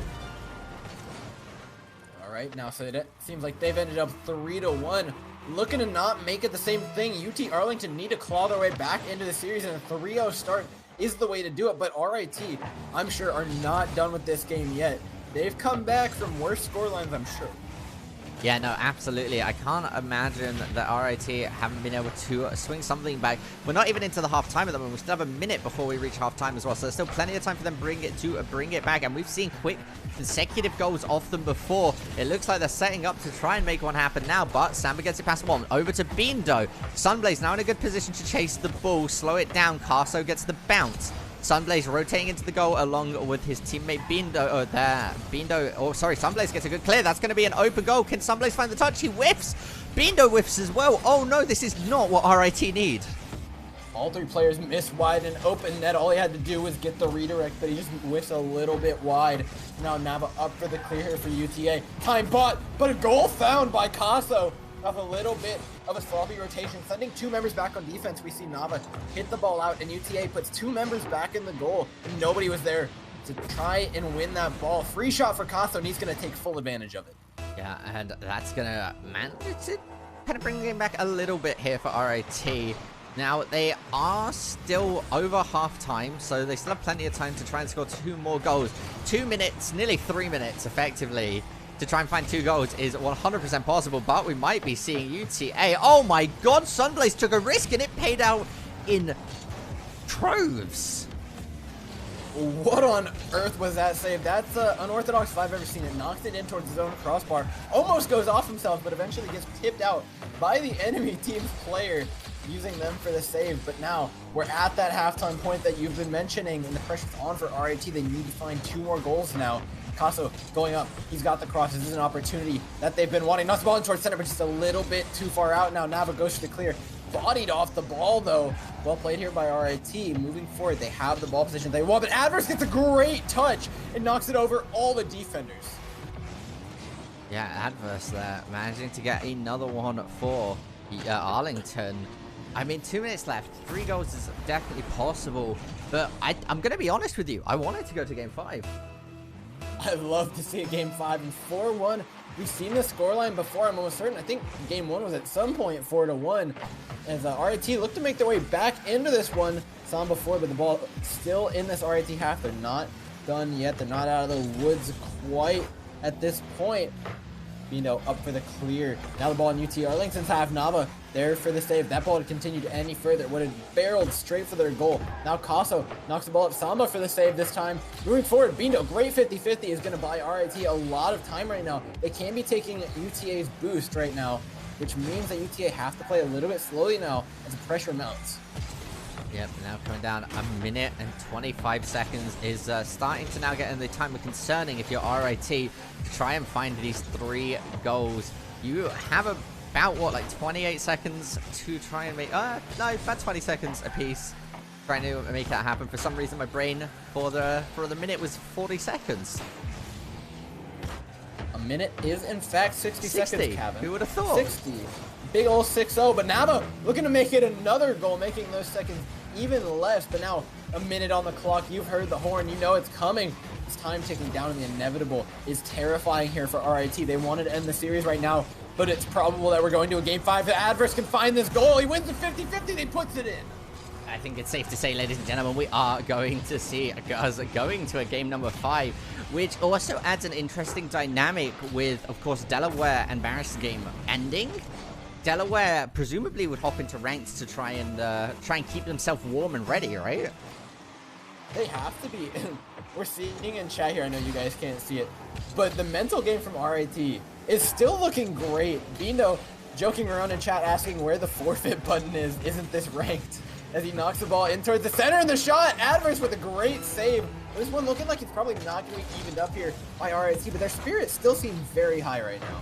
Yeah, Casso with a lovely redirect there, just going slightly too high, unfortunately, for RIT. But I think, like you said right there, kind of having a bit of a joke about, I think they realized that this game is probably going over to Arlington. So kind of joke about it, laugh it off, and come in with a super strong game number 5. But ladies and gentlemen, I am so excited to say we are going to game number 5. And this is the first Game 5 I've seen a little bit. I don't think we got to see one last week. Sublay's attempting to put the ball into his own net, have a little bit of fun. Not quite able to reach it. But like you said, we're going to Game 5, baby. And it's a good one so far. I want to see RIT crank back up that aggression, though. They need to figure out what they need to turn on to make a difference here, because Adverse has just come alive for this UTA side, and he's been a real thorn in the side of RIT. Yeah, and it's definitely worked out for Arlington. Coming into game number 5, though, I'm unsure what changed there that gave UT Arlington such a huge advantage. Because the game before that, like, we saw RIT play really, really well. I mean, I'll tell you what it was, and he's got a name. It's Adverse right now, coming in with 1K points on the scoreboard, and it was spread across the entire field. He managed to find 3 goals, be in the back for pretty much every save, winning clutch 1v1, stopping flicks. This man was everywhere. It felt like he wasn't playing super fast. He wasn't chasing the ball. It was more his positioning that was putting him in an amazing place to win his team the game. Yeah, oh my god, RIT though, managing to put it in straight off the bat. Nice touch here from Bindo. Finds a little bit of a weird flick. It didn't quite knock it as high as he wanted. In fact, it played it slower than he wanted, which threw Arlington off. And a little bit of a clunky shot, but it pays off. Yeah, now coming into the kickoff again, RIT have taken the early lead. If history has shown, I believe every early goal has announced the victor by the end of the round. So let's see if that continues. Good clear coming out from Adverse. Samba rotating, looking to pass it over to Nava. Gets contested by Bindo. Good play coming up there. The demolition. Casso's in position. Once again, goes over. Nava gets the touch. It's going to waterfall straight down. Adverse on top of it. Huge clear. Casso's got to run back here. Make sure that nobody from UT Arlington can apply a attempted shot, which they are going to force it straight back into the corner. Sunblaze needs to get this ball out, and a bump is going to do it. Bindo now has every opportunity right now. He tries to play it slow, but it doesn't pay off. Adverse now up. He's looking for the punish. He's been playing great all night, but oh my god, a dangerous pinch attempt nearly knocks it in towards the center. Caso now has the shot. Samba, though, in place for the save. Bindo will have the cross attempt, though. Sunblaze up, but the goal is open now for RIT, and they've overcommitted yet again. Yeah, and I mean, there you go. There's going to be RIT. RIT losing a goal and UTA going up one. I mean, that's very good for them. Only a minute into overall time as well, so still plenty of game to go. I mean, like we said earlier, this is game number 5, so whoever wins this is the most important game of the series. Yeah, and your tournament hopes come down to one goal to a few seconds. This could be split-second decision-making that makes a difference between these teams moving on to the finals and not. Yeah, and that is going to be what these teams are playing for, right? They want that glory. They want these finals. And now, ladies and gentlemen, we might see Arlington going low, looking for the second touch. Caso and Sunblaze on top of the ball. Manages to get a very good touch. Clears it away. Back into the corner, though. Samba's looking to set it up. Nava sees an opportunity. Gets a touch. Gets pinched away. And I've got to hand it to RIT right now. Their defensive rotations look excellent. Individually, UTA looks better right now. As Nava goes up for the air jump, we might look to put it in. Adverse finds the angle, but it's not quite enough. As now the ball forced out. Bindo pops it up high, though. That might not be wise. Sunblaze barely able to get there in time. Now the ball lobbed into UTA territory. Adverse will get back in time to control it. But Bindo's up for the shot. Knocks it up high towards the corner. Samba, though, knocking it back out towards his own respective corner. Buys this team a lot of time that they're going to use here for a counterattack. Yep, now once again, still in this corner. We see Arlington putting on the pressure, going for a bump. Goes over Samba. Okay, Bindo has an opportunity to try and break it out. Nava's going to be on top of it. Caster playing behind him, though. Really smart positioning coming out from RIT. Yeah, and we're seeing the team play really come out here for the orange side. RIT, though, they need to make this save. And it's a 1v1. 1 over now. Adverse is up. He's looking for the jump. He's going to try and get this one in for a cross. Picasso there. The 50-50. Not quite one for either side, though. It's stuck in no man's land. Samba moves forward, managing to win the ball, but not enough as it gets knocked back towards this team's half. RIT has had the pressure on them for so long, but they haven't cracked. At what point, though, does it happen? I'm unsure. I think at this point, both of these teams are playing to the best of their ability. Neither of them wants to give their opposition an edge. Coming for Bindo, tries to out-dribble in the 1v1. Sunblaze will be back for the same, but he whiffs! Nava, though, hits the ball wide, and Bindo should get a clear off here. Will be challenged in the air. No. Sunblaze knocks the ball back into the UTA half. Yeah, coming out. Bindo hits the cross. Nobody there to hit it, though. It's back on RIT to try and get this pressure off of them. 2 demos from Bindo means nobody's up to help with Adverse, though. Enough again, looking over the goal here. RIT's looking for something, gets a pass to Sunblaze. Sunblaze shoots onto the goal. It's going to go wide anyway, but Nava finds the touch. Demolition coming out to Adverse for Icaso. Oh my god, the demolition there. It was a good attempt. Is it going to go in? Oh, it is! Finally! Caso puts the ball in the back of the net and breaks the silence. It's been, I think, 4 minutes since we saw our last goal, or 3 minutes since we saw our last goal. And this ball has just been rolling around in front of the RIT goal. But all that defense finally pays off, and they manage to put it into the back of the UTA net.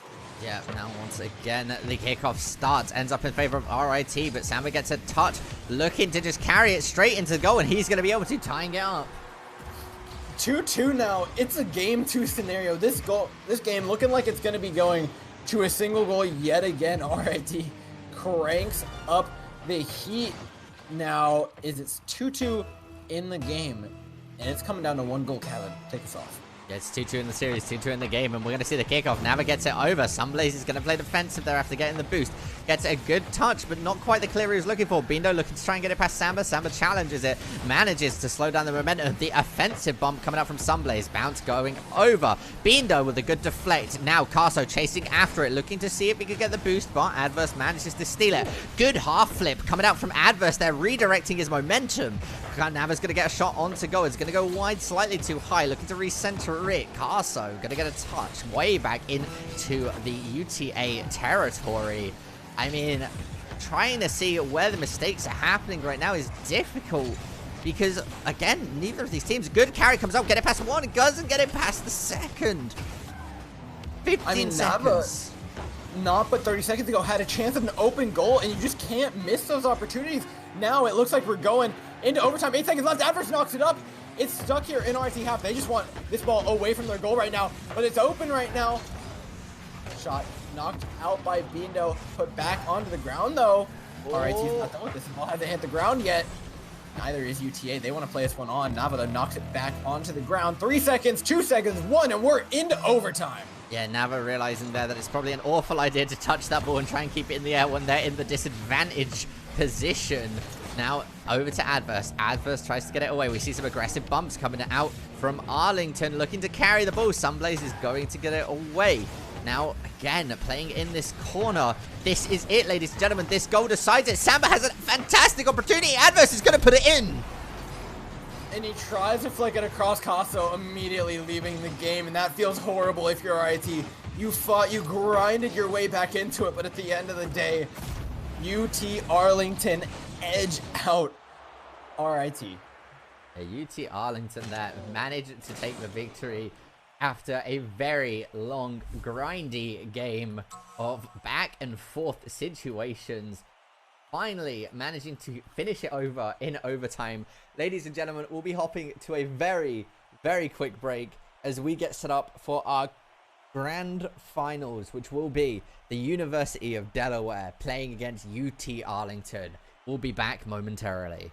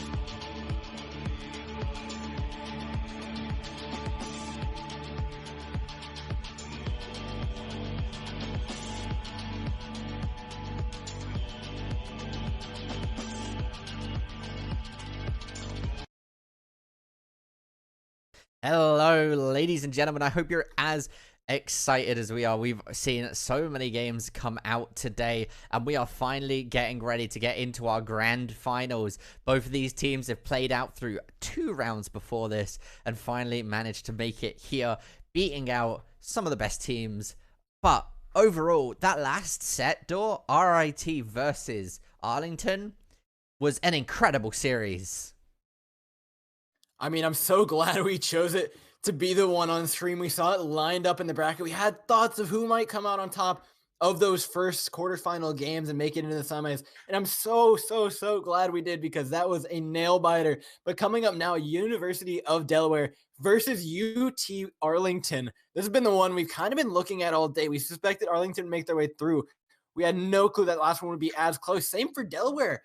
They managed to edge out Marist 3-1, but losing a game there certainly spells a little bit of a close contest here as we get into the first game in this best of 7. Yeah, ladies and gentlemen, and if you were watching the last series, we've switched it up a little bit. We now have UT Arlington in the orange and UD, the University of Delaware, in the blue. As they were the highest seed overall, they are default, it's a home team. Now, Grau getting a demolition onto Adverse, already starting off with the aggressive positioning, the aggressive plays, and I'm interested to see how this goes. I can't remember throughout the season if these two teams have met each other. I don't think they have, as they both had the same record of being undefeated in series. Now, moving forward, though, it's up to Arlington to try and break that silence, show that they're the best team right now, because they had a lot to prove before today. Yeah, well, both being undefeated, somebody's got to drop their perfect streak this time around. I mean, this feels like exactly like what we saw in the Power 5 Invitational with LSU and FSU not seeing each other until literally, I think it was the semifinals. And same thing here. Neither of these teams playing each other until now. And now they have to go neck and neck. It's close, but the pressure is high. And a lot of time we see these games start out. Oh, wait. Little save by Samba. Going to hold on to UTA's defense for just a little bit longer. But like I was saying, we see these games start out so quickly, so much pressure on both teams. But whoever cracks first will often give up the first game. Yeah. But that was, I believe, proved wrong in that last set, because RIT scored first on that last game we saw. UT Arlington managed to take the win. Now we're already a minute and a half into this first game, and neither of these teams have managed to score, have managed to find an opening even. There's a bit of an opportunity here coming out for Arlington. Adverse bounces it back. Samba goes to put it in, and that's going to be UT Arlington taking the first goal of the series. And Delaware thought they were safe. They thought they had space to move out after that clear, but a great little interception by Arlington plays it back in off the post, and it's an easy tap in for Samba. Now up 1-0. Still well over half the game left here for Delaware to make their way back in. But first goal of the series heads over to the Texas team. Delaware, though, trades it right back. Yeah, trading it up right there. KJ Kendall and Grau here comes off the kickoff. KJ Kendall sees the opportunity and just merrily puts it in. I mean, you take those when you can get them. Kickoff goals are goals nonetheless now as we head in. Both these teams wanting to gain that lead back. Moving forward now, Grau up for the attempt for Delaware. Tries to air dribble back in towards the center, but it's put wide now by the Texas side. Looking for the flick is Samba. Not going to get the connection that he wants. Ball back out, though. Now up Adverse. Goes for the touch. It's going to be off the crossbar here. Somebody should be there for the finish, but it's knocked to the side. I believe the human L there. Now on the counter attack. They'll have their opportunity, but a nice touch by Samba plays it back into the midfield. Yep, now KJ Kendall with a touch, looking to get it into the corner, set up for his team. Samba's on top of it. Grau's going to try and intercept, whiffs it, gets it over the human L. Samba at the moment is dancing around the opposition. Yeah, doing a little Samba, if you will. Now Grau making his way out of his own half, but it's just a grind for University of Delaware to go anywhere. It feels like UTA are just all over this field right now. Knocking it back, though. Samba clips it across the goal. Adverse plays it out, though. Finally put in a little bit of a safe position. Nava has the 1v1 opportunity, but KJ Kendall gets back in time. Samba, though, looking for the double touch. Doesn't quite get what he's looking for. Ball played out, but a close attempt from UTA. Yep, now coming in. Samba gets a touch, goes over, hits the backboard, looking to play it. Samba playing so well there with the boost management, kind of keeping his aerial vertical momentum. and managed to try and push it out, but now we do see UD in a good position, gets the rebound here, challenges Samba to Grau. Grau clears it all the way over to the other side of the field. Really good touch from the Human L. That is going to center it. He's going to look to try and put it in. KJ Kendall trying to outpace his opposition. Now making their way, they need to get a foot on this ball, a tire, a bumper, anything right now for UTA to make the way out of the half, and it gets centered to Adverse. He taps it, but he gets no power on it. He lined up his flip wrong, so he had to adjust, which slowed him down and didn't put enough power on the shot. Now up, it's all up to Sama to get this cleared. He will stay cool under pressure. Now have the air dribble out. He's looking for Adverse, who will have that cross to his other teammate. Knock it up though, Nava. Now in no man's land with an open goal. Sama has to get back in time, easily clearing it across the goal, but now low boost on all their players. UTA have a way out. Nava knocks the ball over. It's off the post, but not able to make it in. Instead, it's going to be Adverse following it up for the rebound. Yeah, there we go. We see Arlington take the lead once again. I'm curious to see after this replay if we see UD answer it as quickly as they did the first time around. A minute and 1 second left on the clock. We're going to enter this kickoff, and this is possibly...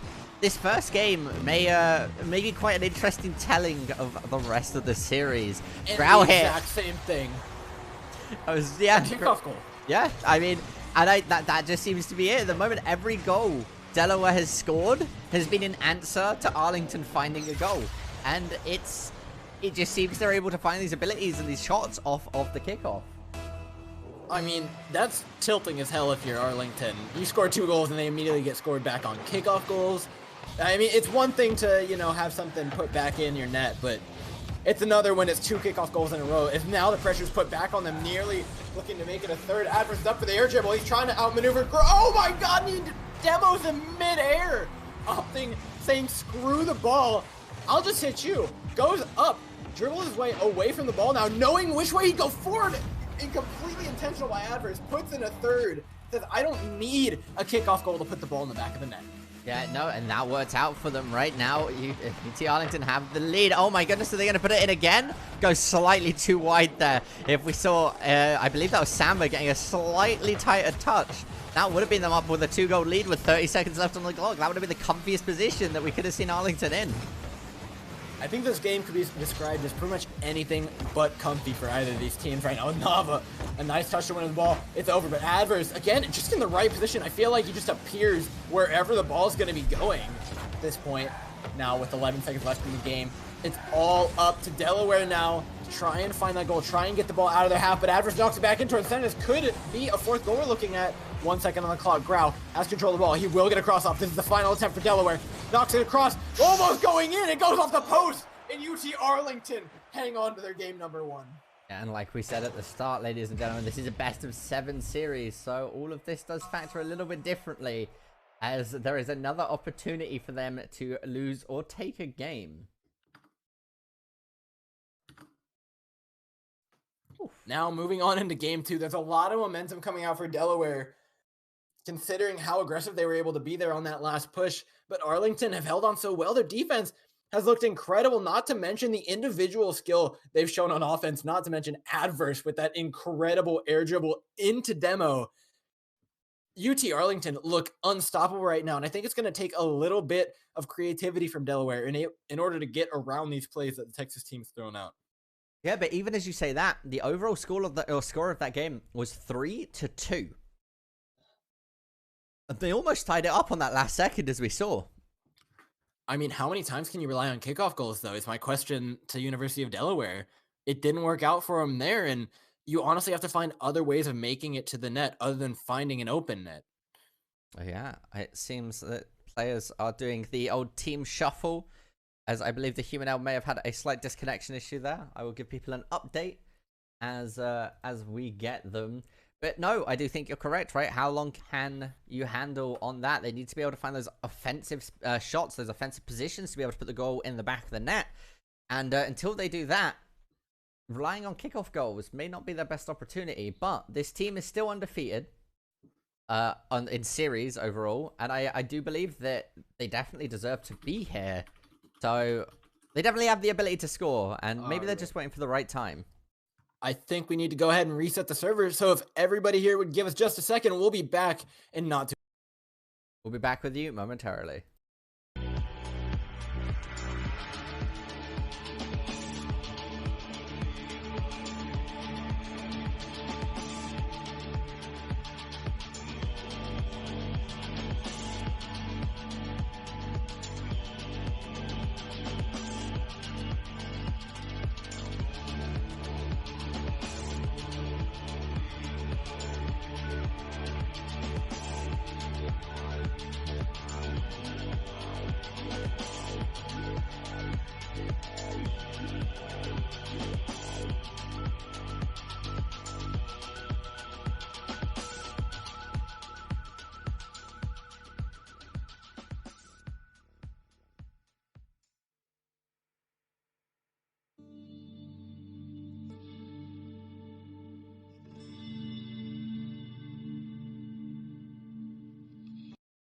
Hello, ladies and gentlemen. We apologize about that short little break, but the teams are getting straight back into the action.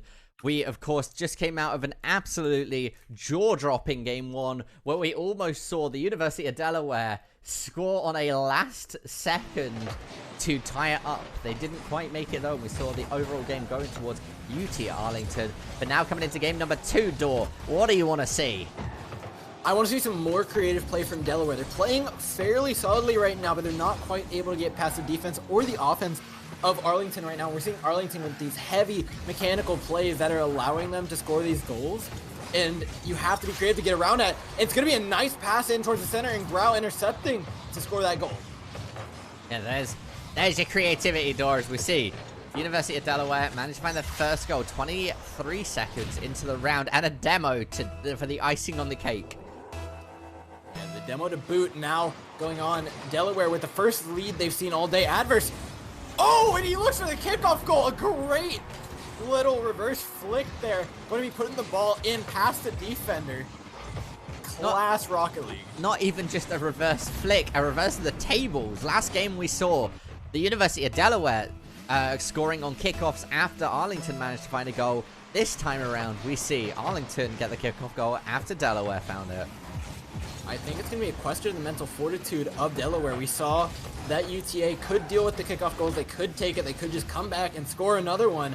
Will Delaware be able to do the same thing? Is a question, though, as Nava clears ball along center. This is dangerous right now. But the human L taking out Nava is going to relieve a little bit of that pressure. Grau up, finds the flick over the defender. Now looking for the cross. Ball stuck in center. Samba touches the ball out of verse, wins this 50-50. And now the attack is on for UTA. Samba up, going for this mid-air flick. Not quite going to get there before the other team, though. Nava up for a tricky save, and it's in. KJ Kendall makes it 2-1 for Delaware. Yeah, KJ Kendall hit. Good touch coming out. I mean, look at that goal. I mean, just perfectly placed in over the defender. Great little shot. And Nava not quite getting up in the area he wanted to. Not predicting the ball's trajectory quite correctly. But now he'll have another attempt if he moves forward on the offense, trying to win this goal back for his team. Yeah. And looking for it. All right, good pressure coming out from Arlington on to UD, but UD, oh, good contest there. Grau might be able to get it past. He gets past 1, gets past 2, gonna be able to find the goal. And Grau's looked incredible this game, taking advantage of every mistake that UTA are making and bringing it all the way into UD's favor. A great touch there, using the boost to get around and just tap it past the defender, put it in the back of the net, putting him up to a 2-goal lead. This is the most comfortable I think we've seen a team all game. Coming out. I mean, now we see UD up 2 goals, right? They might be down a game in the series, but not quite concerned about that, it seems. KJ Kendall here looking to try and get a clear, not give Arlington an opportunity. Nava with a touch, contested by Grau. Grau wins the challenge. Back over to Samba. Samba looks to get it to possibly Adverse. Good read by KJ Kendall. Nava even a better position, though. Gonna go off of the backboard here.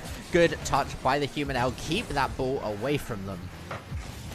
Samba for the attempt, but a great read by Grau. Puts himself in a position to stop that one from going anywhere, keeping the pressure up. KG Kendall in the UTA half. Now finally exiting. Samba has the 1v1 he wants. It's him versus Grau, but he fakes him out! And the save by the human L comes in just in time to deny it. Adverse now back on the ball, taps it center. Shots open for Nava, taps it high, goes above the defenders and forces it in. 3-2, UTA aren't done yet. Yeah. There we go. I mean, UTA manages to find that goal. Like you said, good pass play. Manages to get it just past Grau. Grau being there by a quarter of a second faster, and he might have been able to get it away. Yeah, Grau has looked incredible here for the UD side this game, but unfortunately you can't rely on one player like that.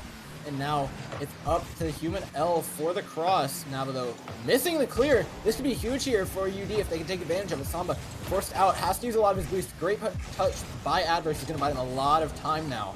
Ball back into the UTA half. Grau, great touch, has the shot, but Samba going to be making the save.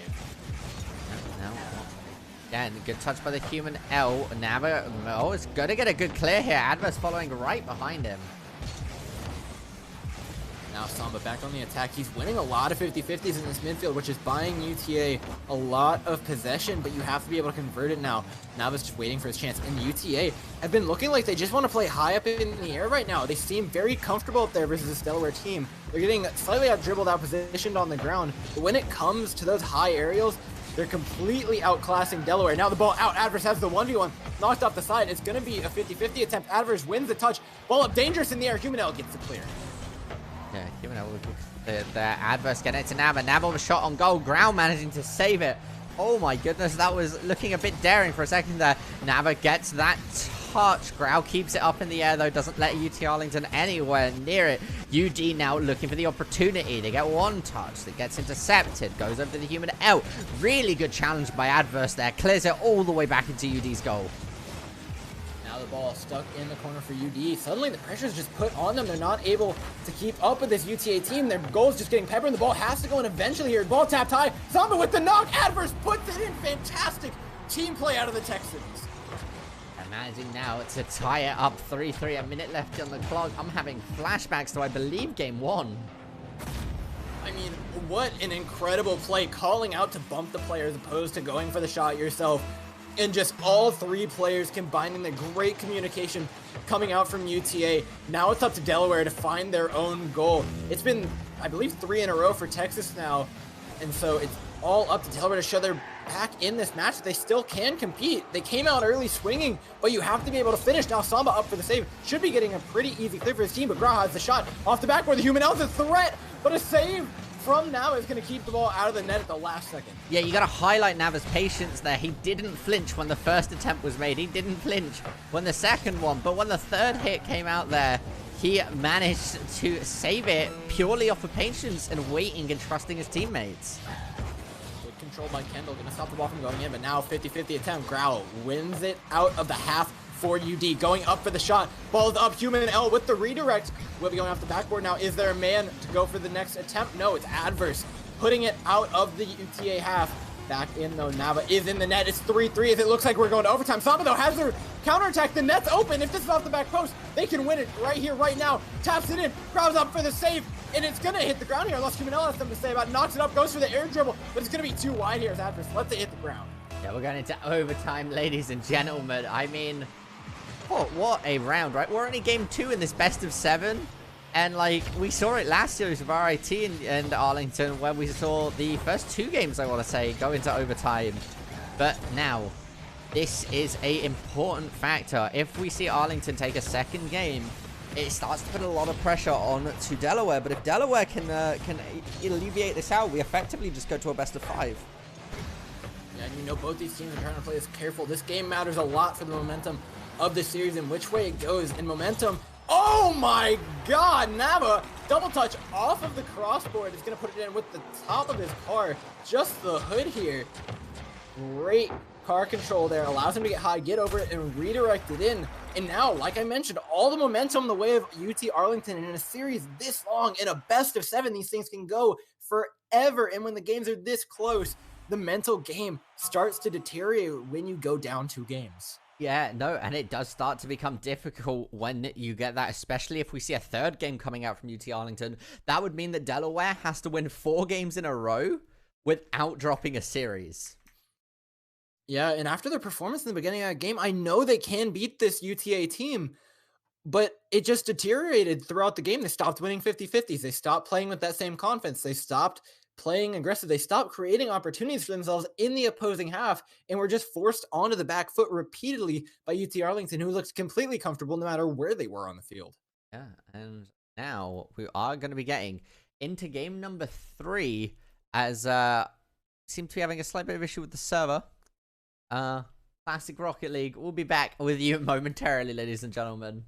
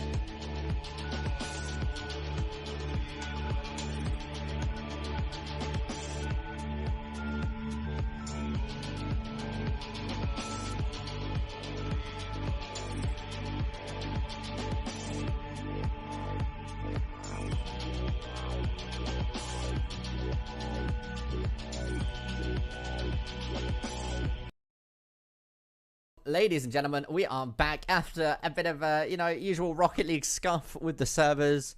We're coming in game number 3. UT Arlington up 2 overall in the series. If they manage to take this, they put Delaware into a position where they really can't afford to lose. I mean, they literally can't afford to lose. If you go down 3 games here, you have to pull off the reverse sweep. In Delaware right now do not look capable. They need to show us what they have. And what they have is a starting goal off here. 1-0, taking the lead and starting their way back into the series. Yeah, I mean, there we go. That is what we want to be seeing out of Delaware here, right? Nobody wants to see Grand Finals go 0-4.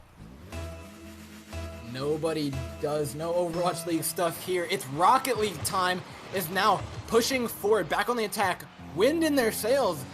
UD tap the ball into the center. It's Grau. It's Humanel. He's up, but it gets tapped out by the opposing side. UTA now back on the attack. UD need to show that they can defend as well. Adverse starting to lay down the pressure, but Grau in position for the clear. Now tapped over. It's in towards the UTA goal. No save available. Grau clearing one out from his side and putting it straight into the back of the net.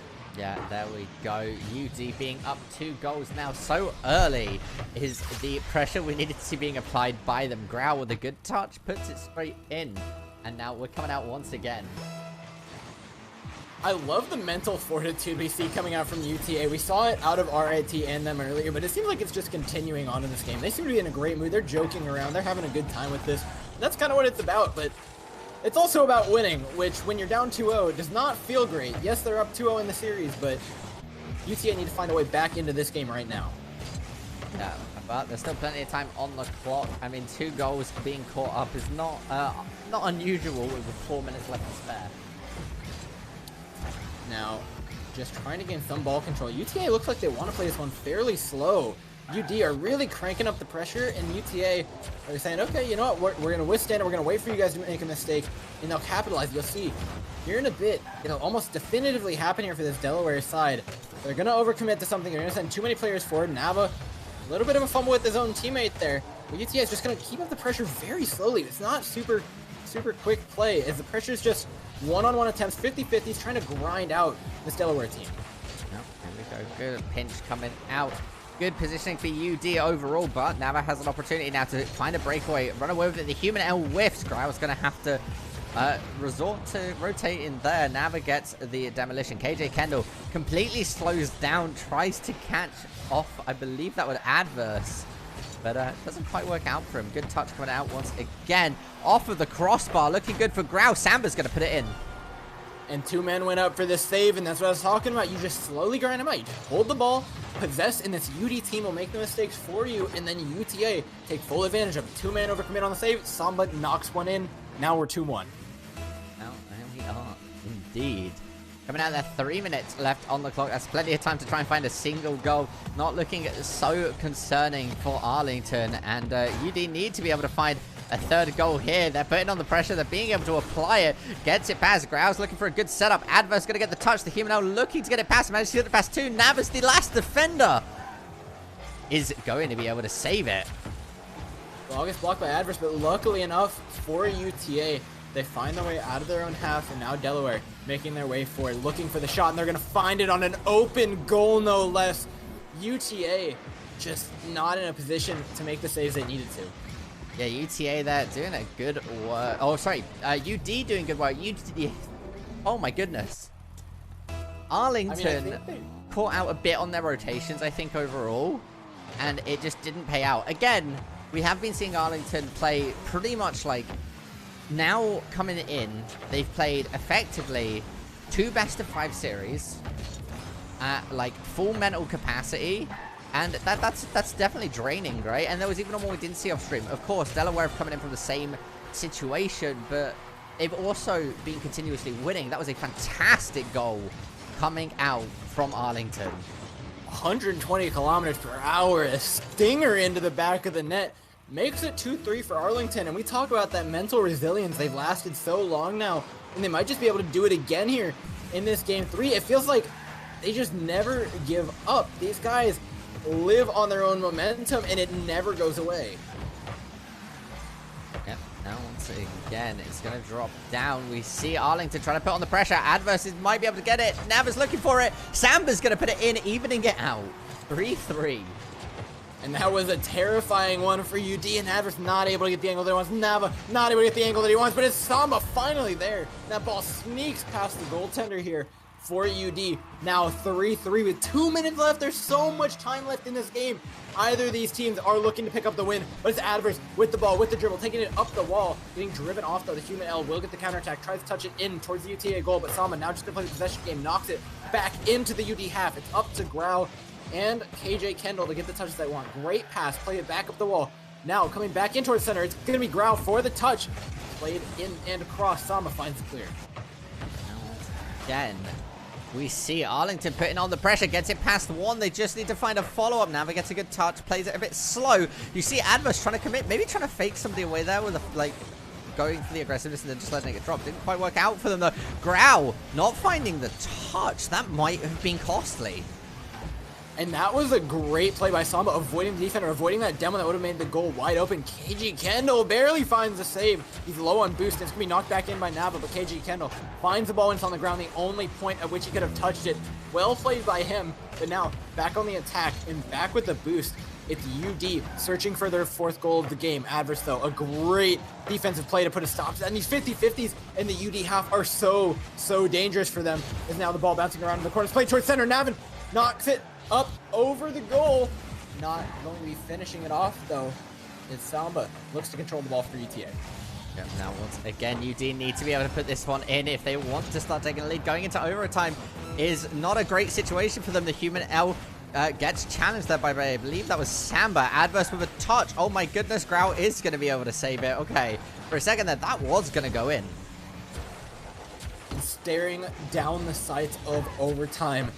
UD, this is the last place I want to be. I honestly don't think UTA could care less if they go to overtime here, because the pressure is all on one team right now, and he barely makes the save. Grau holds on to their game hopes right now, as their hearts must be pumping with 1 second left in the game. The ball gets knocked over. The second shot could be coming in, but it touches the ground at the last second. Into overtime now. Nava, take us away. Now coming into this, ladies and gentlemen, we're going to see a bit of a scuffed kickoff, but it ends up in the favor of UD. The human L trying to outplay Adverse, plays it slow. Nava plays it patiently. KJ Kendall whiffs. They just need to get it past Grau. Grau not letting that one happen as he slows it down, looks to pass it to KJ. The human L. The human L puts it in, and we are going to see Delaware taking their first game of the series. All right, we're 2-1 now. Delaware breathing a sigh of relief after that one, putting the ball in a great cross into the human L, well placed into the bottom left corner. 2-1 now. Still up is Arlington, but you know that Delaware is clinging on to that victory. That means a whole lot moving on to these next games. Yeah, coming out now, that means that Delaware isn't in a position where they can't drop a game. If we see that coming out next game, it's a bit concerning, but not as concerning as having to come back 4 whole games, right? It's just 3 whole games. Yeah. Only three. They're saying to themselves as they're looking at 15 straight minutes of not losing at Rocket League, which is a tall order for absolutely anybody, including this UT Arlington team, who did end up losing that last match. Now, as we move into the next one, they're going to try and regain a bit of that momentum as this game matters just about as much as that second one did. The second one gave Arlington a lot of momentum moving into the third, and now it's going to confirm whether or not UD are able to turn this series around, or if it's going to be match point for Arlington. Yeah, coming up into the kickoff here. Grau has the good touches, gets it past one. Are we going to see UD getting a super early goal again? Not if Adverse has anything to say about it. The Human L looks to put it over. Oh my goodness, he manages it. You cursed him, Kevin. You did it again. Aha. He's playing for Delaware the whole time as Human L deservingly gets one on his own. No Kevin required. He's going to put the ball in the back of the net. Another early goal here for Delaware. Now up 1-0. And Arlington has the onus of putting the ball into the back of the net, but Adverse is up, and it's dangerous right now. Ball off the post, still up in the air. KG Kendall should find a clear out. Off Nava, right? Looks to get it. Samba trying to outpace Grau. Grau gets it past him. Adverse playing it patiently. It makes me wonder when those situations come out, if Adverse is communicating with his team to not worry about it, let it go so he can just get a clear. I mean, you have to assume they are. These guys are playing at such a high level. Pretty much everything they assume their teammates aren't going to know, they're going. But Adverse, oh, it looks for a little bit of fanciness in the air, but not winning the ball. Instead, it's going to be Samba knocking the ball back up. Nava for the shot. Doesn't quite find what he's looking for now. Adverse makes his way forward.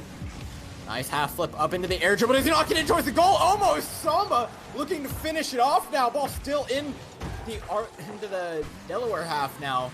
They look to make their way out. Yeah, now we see UD taking the lead. Oh, it looked for a second that they were going to be able to find it again, but it went off of the crossbar. Nava with a good touch. The demolition comes out. Such a smart play. The demolition, followed by a bump from Samba, takes out both of the goalkeepers here. Watch the man forward here for UTA. One goalkeeper down. Make it a second. Goes for the team play. Nava getting credit for the goal, but all props to Samba right there, playing some fantastic Team Rocket League.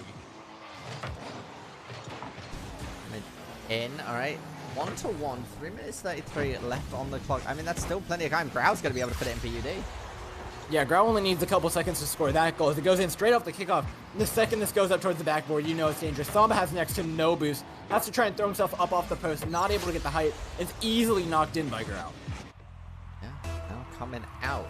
UD with the lead. I mean, if UD managed to take the victory here, it's effectively turned into a BO3.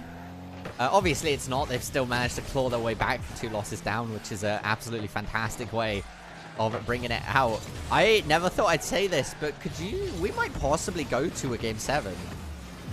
I mean, we talked about it before. These last 2 games were going to be the best ones of the night. We saw the best of 5 go all the way. Seeing the best of 7 does not seem too out there for either of these teams. Pretty much tied up at the top of the standings, playing their games all but exactly the same. Now, UTA up for the shot, looking to even this game up. Knocks the ball down. KG Kendall, the man for the save, gets knocked aside by Nava. Looking for the finish, though. Samba gets knocked aside. Grau with the save for Adverse's shot. It's not in. UD hold on to their lead. Yeah, Grau there with an absolutely phenomenal touch onto the ball, saving it. It's not just, they're not holding up just yet, though. Arlington looking to set themselves up once again. They are looking to try and find success in these offensive pushes. Samba now moving forward. Not done yet. UTA have applied a lot of pressure here in the second half of the game. It's 2 minutes and 20 seconds left now. Grau clearing the ball out of his half is headed for the UTA goal. The Texans running back to their side of the field. Human L crosses back to the center, but Samba, nice control, is going to allow him to dribble it around Grau now. Grau will have an attempt to knock it back to the center field, but well contested here by Adverse. Is going to knock the ball back in to the Delaware half. Again, we see Nava stealing it away. Grau is quite easily going to be in position here to make sure that doesn't go into the goal. Gets challenged, though. Human in the air, gets demoed by Samba, but Samba doesn't touch the ball as he's going for it. Grau, good bounce off of the wall. Adverse is going to challenge KJ Kendall. KJ Kendall's going to force it into the corner. Now the game's going to slow down a little bit as both of these teams try and find the best position they can. Good bounce. The goal is open. KJ Kendall sees an opportunity. The Human looks to set it up. Samba here, once again, running for the clear. Goes to Adverse. Adverse challenges Grau. Grau manages to get it past him. Nava's going to be over it. Now for it, Adverse looks at the cross, but Samba's not there in time. Instead, he catches the car of Grau, finding the demo, buying himself a bit of time now. Samba just trying to play it a little bit of defense here in the midfield. Nava knocks it forward, but instead it's going to be KG Kendall who's there for the receiving. Adverse going off the ball, leaving it to Samba. Maybe not wise to put his team in a very difficult position, but now on the counterattack, Adverse looking to get to this ball first, but it's going to be beat by Grau. Great 50-50 though. Allows him to knock the ball up the wall, looks for the cross. He's going to be KG Kendall to it, but KG Kendall gets a little bit, which is just enough now. Samba knocks the ball off the back wall. Tapped up, 53 seconds left in the game. Human L looking for the clear, but it's still in the danger zone right now for this UD team. They need to get out of their half, but in for the shot is Adverse, just a little bit too high. Yep, now coming out, 40 seconds left on the slot. The UD still have that gold lead. If Arlington want to force UD into that deadly position of losing a game and losing the series, they need to be able to find something now and then win it through overtime. The shot, and he's going to send us into overtime unless somebody can score a goal here in the last 30 seconds, evening this game up. UT Arlington aren't done with their lead in the series yet. Yeah, no, as I say that, they say Caster's curse, but right now that feels like Caster's blessing. I was expecting that to go on for a little bit longer, but 24 seconds left on the clock. Somebody could most definitely find a goal in that time. We've seen it happen time and time again. I'm sure we've seen like 3 goals come out in the last 30 seconds before. Now, forward is going to be Adverse, knocking the ball back into the half, and UTA aren't done with this pressure. They have to be careful that they don't play themselves over aggressive and send 3 members into the half. We've seen them do it before, and it could be dangerous if they do it again here. With 3 seconds on the clock, they're going to try and knock it down into the half. Ball's still up in the air. Nava locks it in! Find it! Last second, the ball's up! The goal scored for UTA, and they go up 3-1 in the series. Now, Arlington in a absolutely phenomenal position. UD have to claw their way back 3 games in a row. And that's a tough order for anybody, let alone playing against UT Arlington. I mean, Delaware has got to be in the dumps after that. What a play, though, from Arlington. That touch off the bottom. I think it was Samba's car that laid it up for Nava to put in, but just incredible mechanical play coming out from Arlington, and the communication and playing that out in the last second. There's so much pressure on you. I have no clue how they managed to keep that up, to keep on that pressure and just never crack. But this Texan team looks unstoppable right now. Yeah, and now, once again, ladies and gentlemen, we're going to be jumping into this final, or possibly final game. I shouldn't say final game, but match point for Arlington. I mean, it's nerve-wracking, right? Even us as casters, I feel like we're on the edge of our seat, because I think we both want to see this go to Game 7. We both want to see Delaware manage to take some wins, really turn on the pressure, the excitement. But it's going to be interesting to see where we end up. I mean, Kevin, you mentioned the edge of my seat. These last 2 series have been so exciting. I'm standing right now because I am bouncing around. These games are so exciting. UTA going up 3-1 at the beginning of the match. I know before the game you predicted a 4-2. Do you still see it going that way? You think Delaware can scrape one more onto the board? I think, I honestly, at this point, I think it's definitely possible. We've seen Delaware manage to get the wins. I know, like I said, before any of the series were played, we both set our predictions. And I did think overall this series would probably go 4-2, but I had no idea to which side that would be overall, because both of these teams are absolutely phenomenal. But ladies and gentlemen, we're jumping in to match point game for the University of for UT Arlington. Whew. Arlington immediately winning the kickoff. Nava should have some form of goal control, but a great 50-50 by Grau is going to allow the ball back into the center. It's dangerous, but Adverse will be there for the save, putting himself in a great position there. Adverse now looking for the dribble forward. He has the flick. It goes over 1 defender, trying to make it 2, but Grau gets up a little bit too high for that one. It's ball played right back into the midfield here. Humanel now with the threat. Ball's up at the corner. Not getting the touch that he wants, though. Kind of floundering around there off the wall. It's going to buy UTA a little bit of time now. Nava across the field, just going to bring it down and control the ball for his team. It's not, but will he be able to make it? No! Ball goes in. First goal to University of Delaware. Nothing they're really into. Yeah, University of Delaware taking it early again, and it's not like we haven't seen them do this before. They seem to thrive in the first minute of the game, where it's all just starting to get off. And then we just seem to see UT Arlington get used to them, but it seems to reset every round. I feel like UTA are just like this anime character that the more you beat them up, the stronger they get. They go down 2 goals, and all of a sudden you see them come back to 3, and Grau puts another one in, making it 0-2 now for UTA. Delaware looking to solidify their lead. If they can put a 3rd in here, it would be a great thing for the Northern team. Yeah, already getting those 2 goals in. We're not even a minute in. you know what? My prediction of 4-2 may come true. It may come true. Now Humanel up, looking to center it here for the third shot. KJ Kendall barely missing the goal. Now Adverse looking to try and rebound this ball out for his team. Playing it, dribbled it past 2 defenders here for Delaware, but Grau going to just drive it right back into his side, knock it across the field. Samba, great demolition, tries to lay it down in front of the goal. The shot's in, but KJ Kendall there to clear it out. Now an open goal here for UTA, and it's going to be knocked in easily, putting them up at a 3-0 lead, the highest they've seen. Yeah, and maybe the pressure, you know, we're saying there's a lot of pressure on Delaware, but there's a lot of pressure on Arlington to close the game as well. I mean, there really is. At this point, you don't want to be waiting game after game. And if Delaware can take this one 2-match point, 2-series point at 3-3, UT Arlington is going to be feeling horrible. But they have to get there first, and the high pressure they've had is doing it. Grau wins a 50-50 the midfield, makes it 4. Oh my goodness. Grau here managing to put it in. I don't believe that's Grau's hat trick. But, oof. No, it looks like it's 2 for him and 1 for each of his teammates, but this UD team has been playing phenomenally in the midfield, winning their 50-50s, taking some aggressive balls, and UTA is getting hard punished right now for playing so aggressively. They're going for 50-50s in the midfield with their only remaining defender, and just right there, early aggression, player not able to rotate back in time, forced another goal out. Again, 5 goals up. UD have just turned on the heat out of nowhere. I have no clue where this is coming from. It feels like UTA is just a completely different team right now. They're not at the same caliber that we've seen them before. Closing this series out might just be a difficulty for them, but Adverse puts in their first. UTA, 3.5 minutes left. They've still got time to fight. Yeah, no, absolutely. I mean, it's definitely a massive task, but you know, if it's going to be the final game of the day, it might as well be an epic tale if we do see Arlington somehow manage to bring it back. If not, we're going to be playing more Rocket League.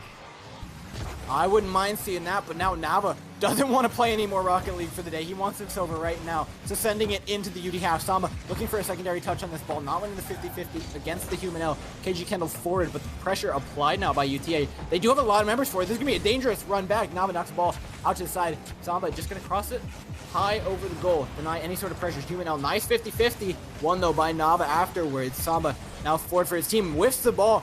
And now put on the back foot. Humanel has a great opportunity at the shot here. Grau goes for the demo, and it's just going to roll in for UD. Very smartly played. Yeah, UD changing up their playstyle a little bit, playing more aggressively, punishing. Well, not even punishing, but just going for the aggressive bumps, getting physical is definitely working out for them. It feels like UD are honestly just playing the same way that UTA did in the past few games, and it's just a complete role swap. We saw a quick goal come out from Adverse, similar to the kickoff goals that we saw out of UD earlier in the series, and now reminiscent of the way that UTA were just dominating, we're seeing UD do the same exact thing.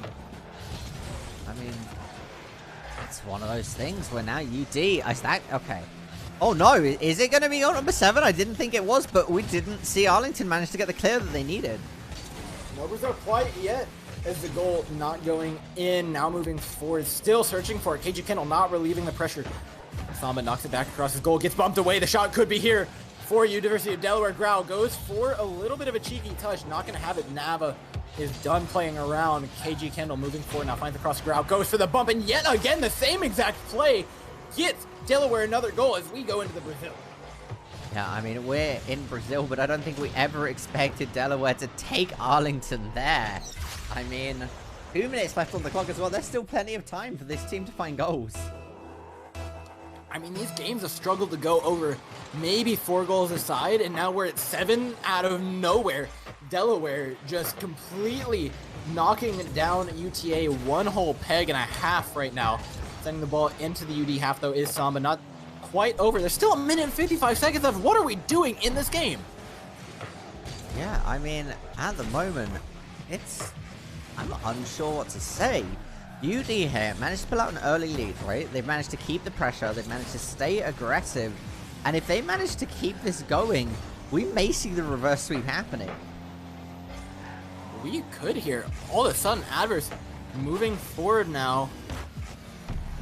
It is match point here for Delaware.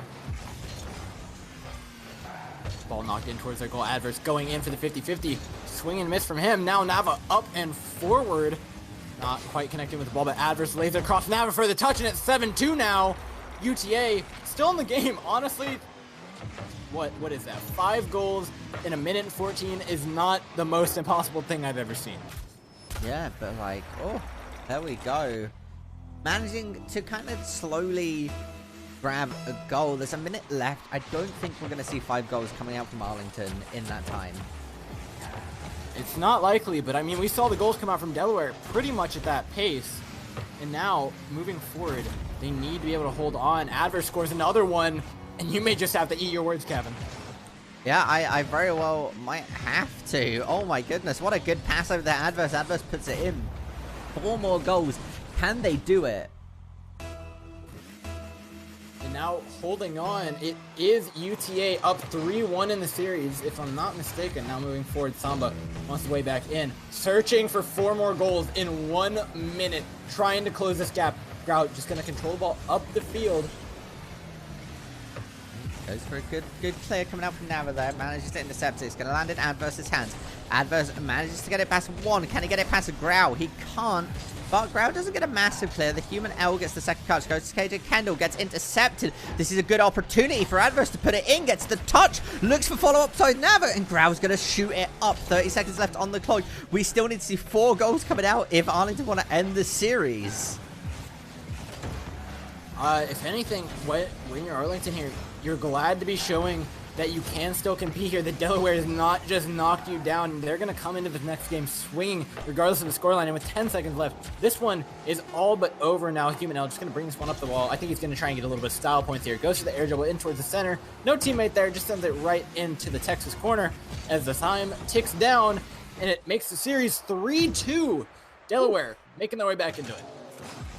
Yeah, I mean, there we go, ladies and gentlemen. Delaware managed to find another game. They still need to win 2 more series back to back. But if they keep going like they just went in that series, or like that specific game, I mean, I honestly I'll say it again, my prediction might be wrong. I did predict that this would be a 4-2, but I could be eating my words, though. Depending on which way this next series go, you could be right, but right now I feel like we're seeing both of these teams at their peaks. Arlington turning back on towards the end of that game, and now Delaware needs to show that they can come out early swinging yet again, because this Texas team is going to come at them with all that they have. Yeah, and I think that's reasonable after what we just saw happened. And coming in, I'm curious to see if Delaware continued to be able to keep this pressure as much as we had seen them come out before.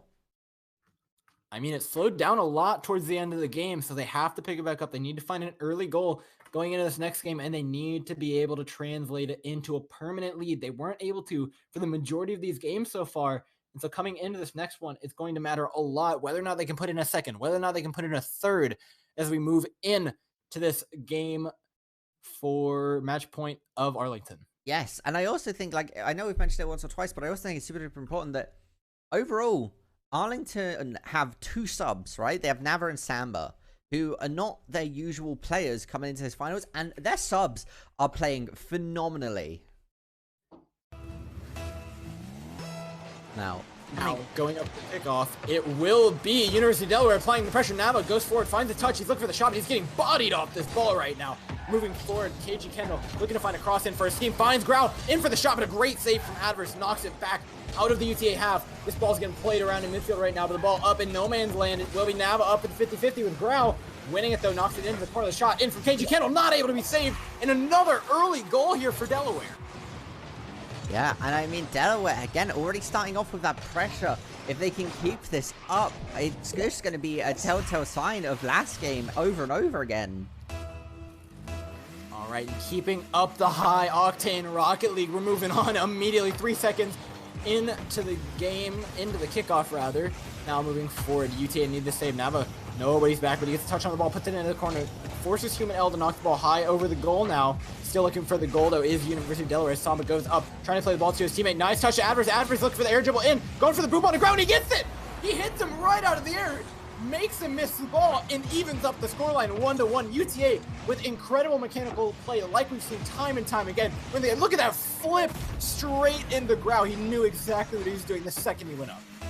Yeah, and there we go, ladies and gentlemen, tying it back up 1-1. We're 40 seconds into the game. We've already seen 2 goals happen, or can we see Delaware put in another one? Samba's going to be there in the defensive position, manages to get a clear over to his teammate. Now playing it slow. Really good read on the positioning there. Fantastic control.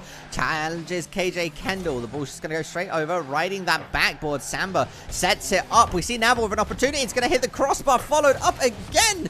They're not going to be able to put it in. Are we going to see our third shot? We are not. Grau's going to try running it down. Samba's going to play it slow. The human L playing it patiently. Samba gets a second touch. Great stuff by Samba, buying his team so much time. Now adverse forward, looking for the cross, though. Maybe a little bit of an overcommit here from Texas as the ball gets knocked out by Grau. Looking for it is Human L. He finds the rebound off the back wall. Now looking for a shot, sets up it towards the center. KG Kendall not able to find what he's looking for. Samba, great touch up toward the adverse, looking for the shot. Not going to be had as Grau intercepts it. Now sending the ball into his own corner, buying UD the possession that they need. Yep, now once again, 3 minutes, 20 seconds. That's a good waterfall, but Nava's not going to be close enough to get the touch. UD here with a good setup. Grau's going to get it past 1, get it past 2, center it up, take the demo. Oh no, Nava just didn't get the momentum he thought he had. Nava with the accidental backflip, I think he is just trying to boost his way out forward there, get a little bit more extra height. And sometimes when you're trying to tilt your car back to get that extra height, you accidentally pull off a backflip, and that's what we see there. Maybe just the nerves getting to him, pulling a little bit too far back on that control stick, not allowing it to go fully forward into the neutral before he hit that A button again, and it got punished. Yeah. But, oh my goodness, for a second there. Oh no, they do put it in. You know what, fighting his way right back in. Nava makes up for whatever mistake he made. A quick one off the start here. Well placed into the corner, not allowing anybody anywhere near it. 2-2, 3 minutes left on the clock. And this is still tournament on the line for UD. I can't stress this enough. This can be our last game. Yeah, no. Again, oh, okay, Grab manages to get it over. Nava's going to waterfall it. Oh, good pinch coming out there. KJ Kendall didn't need to actually get the touch there. Could have rode it out. Went for the boost and then came back round. Nobody was going to intercept it in time, but I think it's a fine decision to make overall. Just one of those split-second decisions that are important to look at overall. The human L with a good touch. Samba keeping it away. Samba's going to ride this out till he runs out of boost. Obviously not having too much. Nava, good touch, looking to break it away. Gets challenged by KJ Kendall. There's a lot of pressure being put on. Arlington find a possible breakaway. The human L gets KJ Kendall. KJ Kendall. Bicycle kicks it up. Adverse is on top of it. Back to the human L. The human L with a good clear. Samba in that midfield is going to play defensive. Tries to get it past the ground. Grau can only slow the inevitable as he continues to push forward. You know these teams' hearts are absolutely pounding right now as they go into the last 2 minutes of this game. There's half of a game left, and University of Delaware are on the ropes right now. University of Texas Arlington just trying to choke them out of this one, just trying to pressure and force them to make a mistake, playing oh so slowly. They're just getting every little opportunity they can, just waiting for the mistake to come out from Delaware before they punch. But University of Delaware is not done. They're applying the pressure perfectly. They've been playing incredibly these past 2 games, and now they have their chance to the attack. Samba's up for the save. Barely gets it, nearly bringing themselves a lead. University of Delaware still in the attack. KG Kendall gets the ball back into the UTA half. Now Nava with the counterattack knocks the ball up. Ball in possession of the human L now, though. UD searching for their third. Human L knocks it off the back. Samba there for the interception, tips it over. Great defense there by UTA. Now Nava on the counterattack. Yeah, now coming out once again. A minute left on the clock. Nava looking for a touch. We see UD putting on a lot of pressure. They're going to attempt to commit here. Nava is going to be on the defense. The rebound recenters and lands on Adverse. Adverse with dribble. Gets it past 1. Is that going to go in? It is. A great flick out of Adverse. Puts UTA up a goal. And with a minute left, UD are on the ropes. We're counting to 10 and 60 seconds left for them to put 1 in and hold on to their tournament hopes. Yeah, once again, coming out. I mean, there's a minute left on the clock. This is going back to what we've been seeing for most of this series. It's starting to look like last game was a bit of a fluke coming out from the University of Delaware as Samba steals it away. Not going to let that aerial dribble put it in. Grau back on the pressure immediately, though. Brings it back out into the corner there. Nava to Adverse. Adverse looks to get it to Samba. KJ Kendall intercepts it. Okay, now once again, slowing it down, kind of recentering the pace. We see UD pushing it forward. The Human looking to bump Sam, but didn't find it. Adverse going. KJ Kendall on top of him. Samba challenges the Human L. The Human L doesn't win the challenge, goes too far. Now, once again, good hit coming out from Grau. Going to force it back into UTA's corner. 15 seconds left on the clock. All UTA need to do is run the clock down at the moment. And I know that's an awful thing to say overall, but it's the truth. If they want to take the title, they just can't let Delaware touch the ball. Ball's up, it can't touch the ground now, keeping it in the corner. He's going to play it down. It's Arlington coming out with the win. 4-2, you predicted it. That's the end, and UT Arlington are your champions. Yeah, UT Arlington there managed to take the EGF Collegiate Founders Invitational. What an absolutely phenomenal time it has been watching these teams play, watching them evolve, learn. I mean, overall, right, we had 3 teams that were on that record with 3-0 series, or 3 series wins. There's so much that went on, and it's been a fantastic time. UT Arlington really earned that there. Delaware as well. That could have gone either way. Coming out after that second game, Delaware looked like they might have been able to run away with it. But ladies and gentlemen, I'd like to thank all of the schools for participating. It has been fantastic to cast you all. Next, or tomorrow, I should say, we'll be having the Founders playing Smash at the same time at 11:45 EST. So if you guys want to be seeing that and keeping supporting all your schools, make sure to do that. But for now, we will be signing off. If you want to catch up with all of the action, make sure to follow us on Twitter and Twitch at @OfficialEGF. I, of course, have been Kevin Navik Dignan, and you can find me on Twitter at NavikCasts. And I have been joined by the man himself, Cameron Dorfralic, and you can find him on Twitter at Door_casts. We will see you tomorrow.